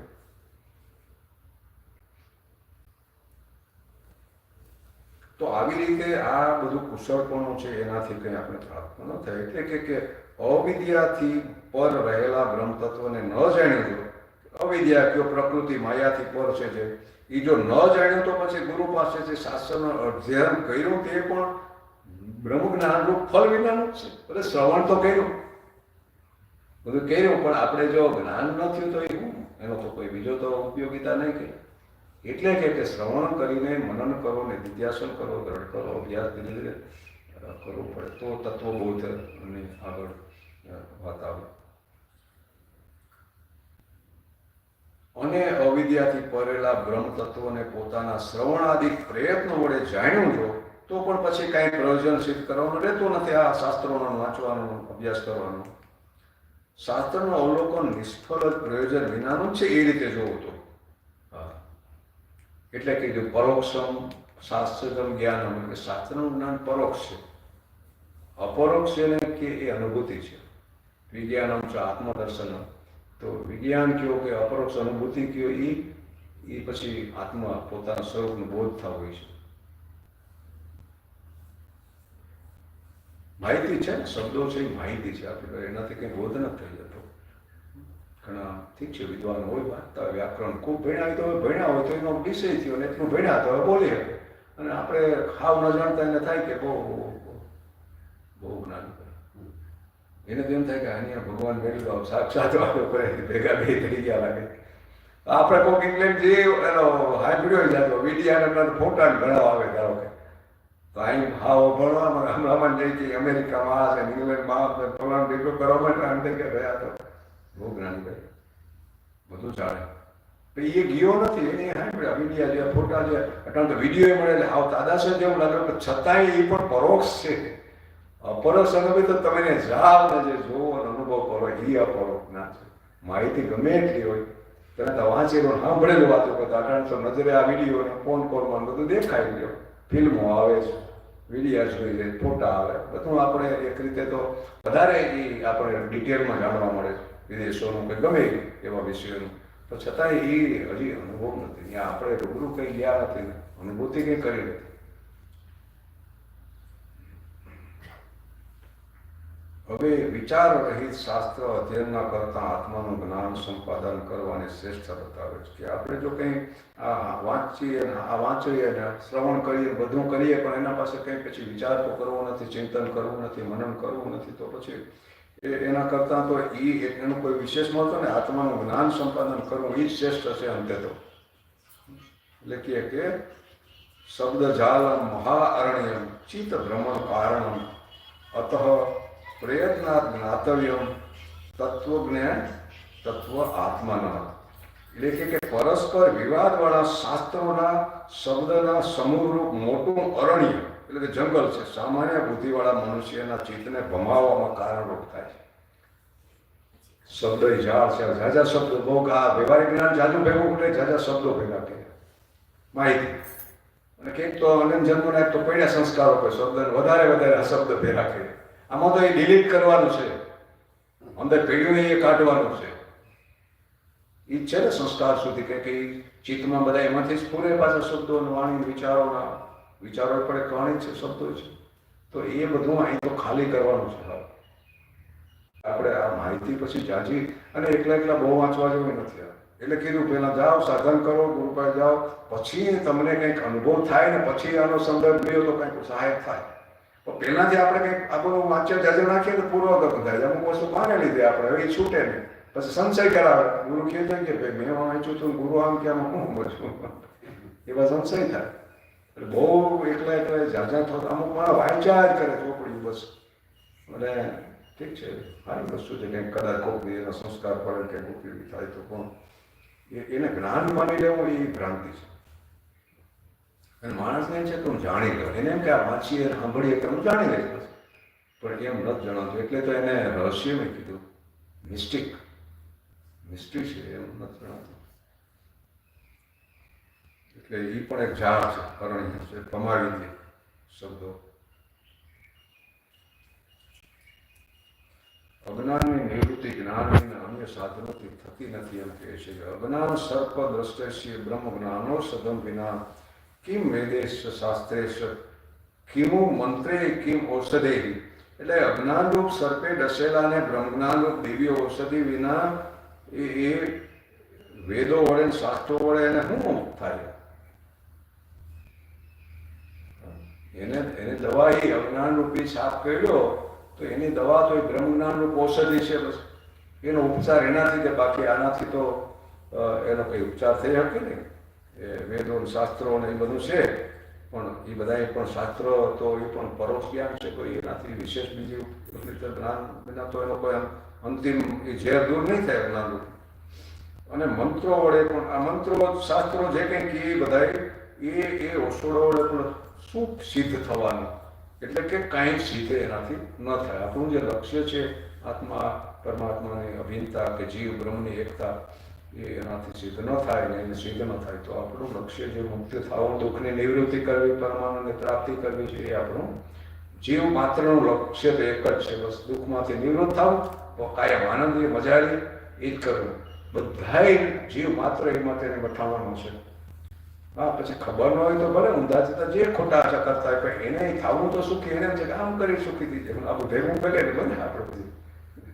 તો લક્ષ્ય તો બધાનું જાણે એક જ છે, પણ મૂળ દિશા ખોટી છે. ખોટી જગ્યાએ ખોટી રીતે પ્રયાસ કરે જાય સુખ લેવા, અને અંતે પાછા દુઃખ પ્રાપ્ત થાય છે અંતમાં. ન ગચ્છતિ વિના પાનમ વ્યાધિર ઔષધ શબ્દતઃ વિના અપરોક્ષ અનુભવ બ્રહ્મ શબ્દે રૂચ્યતે. જેમ ઔષધ પીધા વિના ઔષધના નામથી રોગ ન થાય. દવા કે ભગવાન નામ ખાલી લીધા કરો તો એમ ન થાય. આપણે ભરાય કે ભગવાન નામ તારી દે, પણ ભાઈ સમજ્યા અહીંયા યંત્રવત જન્મ વહી જાય તો એનો કઈ વાત. આપણે જે શબ્દનો બોધ થાય તો જ ભાવ જાગે. તમે બોલ્યા કરો યંત્રવત, પણ એ શબ્દ હું ભગવાન હું છે કે ભગવાન તો આપણે ખબર નથી. હા, કે ભાવ જો અંદર સુધી હોય તો એક વખતે એમાંથી કંઈક વિસ્ફોટ થાય, પણ યંત્રવત લીધા કરવાથી સમજણ વિના ભાવ નથી થતો. કોઈ આપણે જે ભાષા ન જાણતા એમાં આપણે કડા ગાળું દઈએ તો આપણે હસતા હતા ગાળું દઈ દઈએ તો આપણે થાય આપણે કોઈ પ્રશંસા કરતા લાગે. બાકી ખબર પડે કે ગાળ દીધું તો આપણે ચોટી ઉભી થઈ જાય તો ભાવ થયો ને. અર્થ સમજાણો તો એ સ્પર્શ શબ્દ એ તરત સ્ફોટ કર્યો ને. તો અર્થ થોડો સમજણપૂર્વક આ બધું લેવાય ને તો ઉપયોગી થાય. એટલે ઘણી વાર થોડું થોડું આપણે એમાં અટકી જતા હોય.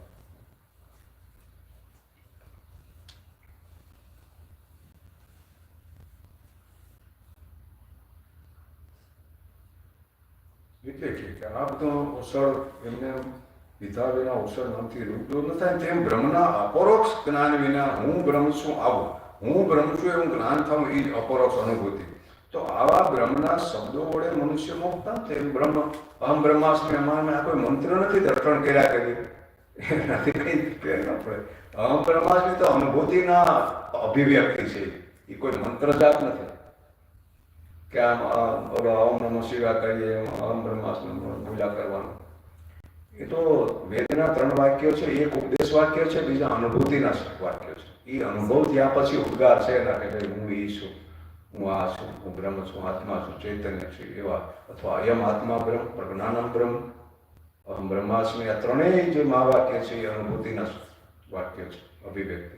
તત્વમસી એક બોધવાતા છે, તે તું છે એટલે કે તે એટલે જીવ અને ઈશ્વર, શિવ અને જીવ આ એક છે એવું જે ઉપદેશ ગુરુના બોધ થવાથી બેના વાસ્તવિક સ્વરૂપથી એક છે એવું સમજવું અને અનુભવ કરવો એ જ એ પછીની આ વાત છે કે હું બ્રહ્મ છું એવું એને સમજાય. ગુરુ તો કે તું એ છે, તું એ છે, જે પરમાત્મા બ્રહ્માત્મા જે કે એ તું પોતે જ છે, પણ અનુભૂતિ ત્યાં પછી ઉદ્ગારની વાત છે. એટલે આવે ને શિષ્યો ભણવાનું પૂરું થયું તો ગુરુએ કશો રીતે બધા ભણી લીધું કે બસ હવે તમારામાં કોને બ્રહ્મ જાણ્યો કે કયો, મેં તો મારે કહેવાનું તો કહી દીધું. તો કોઈ ઉભા નથી આવે એને એકાદા હિંમત કરીને બોલું કર્યું મેં જાણ્યું. બોલવાની જાત હિંમત તો નથી દેતો તો બોલ્યો કે આ મેં જાણે બોલવું એ કે ખરેખર તે જાણ્યું કે ચૂપ થઈ ગયો. મને કાલે કઈ વિચારી જોઈએ કે તું કઈ કે મેં જાણ્યું તો ખરેખર તે જાણ્યું એટલે એ બોલ્યો તો નહીં, પણ એને થયું કંઈક બોલવામાં ગડબડ થઈ, એને અનુભવ હતો એ તો સાચો હતો. એને થયું કે મેં વાત કરવામાં કંઈ ગડબડ કરી આવી રીતે. એટલે બીજે દીએ પછી કીધું કે ગુરુજી હવે એ તો અનુભવ એવો છે કે હું એમ ન કહ્યું કે બ્રહ્મને જાણ્યું, એમ નથી કહેવાતું કે મેં નથી જાણ્યું. આવું કંઈક છે મારો અનુભવ. તો કે તો હજી તને સંશય છે. ગુરુ કસોટી કરે કે તું આમેય નથી ને આમેય નથી, બેયનું તને જો હજી ન કહેતો તો તને હજી સ્પષ્ટ નિશ્ચય નથી થયો, કારણ કે એમાં કંઈક અધુરાશ હોય. પછી કે તમારી વાત સાચી, પણ મારે કેમ કેવું એ મને સમજાતું, પણ મને એટલું સમજાણું કે એ જે બ્રહ્મ છે ને એ હું છું એમ મને જ્ઞાન છે. હવે બરાબર કે તું કે મેં જાણ્યું તો તારાથી અલગ થઈ ગયું બ્રહ્મ, તો બે થયા. એટલે જાણવું કેવું એ પણ આમાં તો શાસ્ત્રો રીતે એમાં દોષ કહેવાય. એમ કે બ્રહ્મ જાણ્યું તો એ રીતે એનો આધ્યાત્મિક રીતે એ અર્થ બરાબર નહીં કેવું શબ્દ. કારણ કે જાણવાનો વિષય છે મને જાણવાનો પોતે જ છે. જાણ્યું છતાંય જાણવા છતાંય અજાણ્યો એવો શબ્દો ભજનોમાં ઘણી આવે. જાણવા છતાંય અજાણ્યું. તો આવું અકૃત્વા દ્રશ્ય વિલયમ આત્મા તત્વમ આત્મનમ બ્રહ્મ બાહ્ય શબ્દે કુતો મુક્તિ. એટલે કે દ્રશ્ય 3 કાળમાં નથી, આવો દ્રઢ નિશ્ચય દ્રશ્યનો વિલય કર્યા વિના અને આત્માનું વાસ્તવિક સ્વરૂપ જાણ્યા વિના હું બ્રહ્મ છું આવા કથન માત્ર ફળવાળા બહારના શબ્દો વડે મનુષ્યને મુક્તિ ક્યાંથી થાય? આવું એમ કે કથન કરવાથી નહીં, પણ દ્રશ્ય 3 કાળમાં નથી. વેદાંતનો મુખ્ય સિદ્ધાંત છે કે જે દ્રશ્ય હોય નથી આવો, પછી ગમે તે દ્રશ્ય દિવ્ય હોય કે ગમે હોય. રામકૃષ્ણ પરમહંસને કાલી માતાનું દર્શન થતા વાતો કરતો એટલો આખો થઈ ગયા કર્યા કરતો મારી મામા. તો તોતાપુરી ગુરુ આવે છે કે અત્યારે માને મારી નાખે, તે ઊભી કરીને હવે એની જરૂર અત્યારે મારી નાખે. ગુરુ તો સીધો ઘા કર્યો કે હવે આને બીજો કોઈ ઉપાય નથી, આમાં અટવાઈ ગયું, આમાં કર્યા કરે. કારણ કે એક સગુણનો આધાર લીધા પછી સગુણમાં છૂટવું એ અઘરું છે, અઘરું લાગે એમાંથી મૂકવું. પછી કે મારે તો મરાય નહીં કે ગુરુ તમે કહો કેમ મારવી કે તમે બહુ કહી દે હું પૂછી જો, માને પૂછી આવું કે એ મૂકી બીજા પૂછીએ. તો આ બધું ભાવમય જગત મનથી ઊભું થયું હતું. એટલે ત્યાં જાય તો એ મા રૂપે પણ એ બ્રહ્મ તત્વ હતો અને ગુરુ રૂપે એ તત્વ હતું. તો જયારે એ કહે કે મારે ગુરુ આવું ત્યારે એને કહે કે તારા ગુરુ કેમ કરે પછી આવે તો કે મારે કેમ મારવી હોય એટલે કે ભાઈ મારવાનું તે ઊભી કરી મનથી ને મારવાનું મનથી જ આમાં કોઈ વાસ્તવિકતામાં છે નહીં કઈ કે ત્યાં. અને તું આન્ફોર્મેશન દે કે હું થોડોક તને સહાય કરી એ બિહાડે ને જેવો ભાવમાં આવે ને શરીર કામ ભાવમાં વહી ગયા એટલે થવા માંડ્યો એટલે એને કે અહીંયા કંઈક ચોટ મારે છે આજ્ઞા ચક્ર. અને એ પછી મનથી જે કે તને દેખાય ને તારે મનથી એમ કરું તલવાર મનથી મારી એવો ભાવ કરો. તો એ પછી એ ભાવમાંથી બહાર નીકળ્યો ને એમ કે અમુક દિવસ સુધી એવા સમાધિ અવસ્થામાં રહ્યા. આમ તો પણ શું થઈ ગયું એટલે તો આ ભાવ કરતો તેમાં દ્રશ્ય ઉભા થતા હતા પણ એ બધા પણ મનથી ઉભા થાય છે. એટલે પછી અમુક દિવસ સુધી કે સમાધિ અવસ્થા રહ્યા પછી એને વેદાંતનો વેદનો એટલે કે બ્રહ્મની અનુભૂતિ વાસ્તવિક જ્ઞાન પછી અભેદનું એને થયું પછીના એના ઉપદેશ આખો જુદો છે બ્રહ્મકૃષ્ણ. એટલે આ વસ્તુ છે કે એ શરૂઆતના સ્ટેજ ઉપયોગી છે પણ પછી પાછું કોઈક છોડાવવાનું જો કે છોડવામાં તકલીફ થાય આધાર લીધા પછી. એટલે કે અહીંયા એ ત્રણેય કાળમાં દ્રશ્ય નથી. ભલે માતાજી દેખાતા હતા બધામાં દ્રશ્ય મનથી જ ઉભા થાય બધા. આપણે સતત એક ભાવ કર્યા કરીએ એટલો શ્રદ્ધાથી બહુ ભાવ પ્રધાન જેનો હૃદય આ બધા દ્રશ્યો સામે આવવા મળે. ભગવાન પ્રસન્ન થયા ને દર્શન લીધા આ બધું આવે એ ભાવમાં જગત છે બધું મનથી બધું ઊભું થાય છે ત્રિપુટી. એટલે કે જે દ્રશ્ય ત્રણ કાળમાં નથી આવા દ્રઢ નિશ્ચય વડે દ્રશ્યનો વિલય કર્યા વિના અને આત્માનું વાસ્તવિક સ્વરૂપ જાણ્યા વિના હું બ્રહ્મ છું એવું ખાલી શબ્દો વડે કહેવાથી કોઈ ફેર ન પડે. સદાચાર સ્તોત્રમાં આપણે આગળ જોઈએ એમાં આવે છે દક દ્રશ્ય યો ભાવો જ્ઞાનમ વિજ્ઞાનમ ચ દ્રશ્ય શૂન્યતા. દ્રશ્ય અને દ્રષ્ટાથી જે આ બોધ થાય બધો આ જ્ઞાન કહેવાય. એ વ્યવહારિક જ્ઞાન એક દ્રષ્ટા હોય સામે દ્રશ્ય હોય ત્રિપુટીથી જે વ્યવહાર થાય એ બધો એને જ્ઞાન કીધું. વિજ્ઞાન વિશેષ અનુભૂતિ દ્રશ્ય શૂન્યતા. કારણ કે એ દ્રશ્ય પણ અહંકાર દ્રષ્ટા અને દ્રશ્ય બધું ઊભું થાય તો ધ્યેય સ્વરૂપમાં સ્થિતિ થાય તો પછી અંદર એક શૂન્ય જેવો અનુભવ થાય તો દ્રશ્ય જ સામે ન રહે. પણ આમ આંખો ખોલો તો બધું દેખાતું હોય પણ અંદર તમને કોઈ આકાર કે દ્રશ્ય જ ઉભા ન થતા. નહીં તો સર્વ આપણે અજ્ઞાનમાં શું થતું જેવું આ જગત છે અંદર એક કાલ્પનિક જગત ઉભા થતા સતત આપણે રીએ જ છીએ થાય જ ને. અને બધાને ઊભું થઈ જાય કલ્પના કરીએ એટલે વળી પાછા ઓલા યાદ ચિત્રો આવે સંસ્કાર ઉભા થાય વળી એ જાણે કંઈ જોયું હોય તો આદર્શે પાછા દ્રશ્ય ઉભા થઈ ગયા અંદર. તો એ બધું મનમાં હાલે તો પછી જે બોધ થયા પછી તે અંદર તમને આ શૂન્ય જેવા કોઈ દ્રશ્ય કે આકારો કંઈ ઉભા ન થતા. આ બહિર્મુખ આ આંખોથી આ બધું દેખાય છે.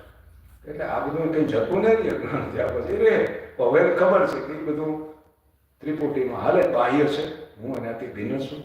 દ્રષ્ટા દ્રશ્ય દર્શન ત્રિપુટી એ પણ વ્યવહાર કાળે સાક્ષી કહેવાય અને સ્વરૂપમાં તરત તમે અંતર્મુખ થયા ભેગું દ્રશ્ય શૂન્યતાનો અનુભવ થાય. બે રહે સિક્કાને બે બાજુ રહે. બહિર્મુખ થાવ તો દ્રશ્ય ના હારી અંતર્મુખ થાવ તો અંતર્મુખ થવાનો પછી વાર નથી લાગે. આંખો બધું સમાધિ કરવાની વાત નથી તત્ક્ષણ અંદર તમે શૂન્ય કરો તો દ્રશ્ય શૂન્યતા છે. બહિર્મુખ થાવ તો હમે છે એટલે કે પછી સાક્ષી બની જાય. એટલે કે દ્રશ્ય છે પણ એની યારે તાદાત્મ્ય નહીં રહે. હું આ શરીર છું કે એવું નથી હોતું. દ્રશ્ય તો રહે આ દેહ પ્રારંભ છે. આ તો દેહ તો બધા મઠ પડખી ને ત્યાં તો રહે ને દેહમાં બધું થયા કરે એના પ્રારબ્ધ સંતોને બધા બહુના પ્રારબ્ધ હોય તો એમાં એ ઘટનાઓ ઘટશે બધું થાય પણ હવે એ એના સાક્ષી માત્ર છે. એટલે કે એને જાણવા વાળો એ છે આ જે થઈ રહ્યું એને હવે તાદાત્મ્ય ન રહ્યું. અહીંયા આપણે થોડું કરીએ.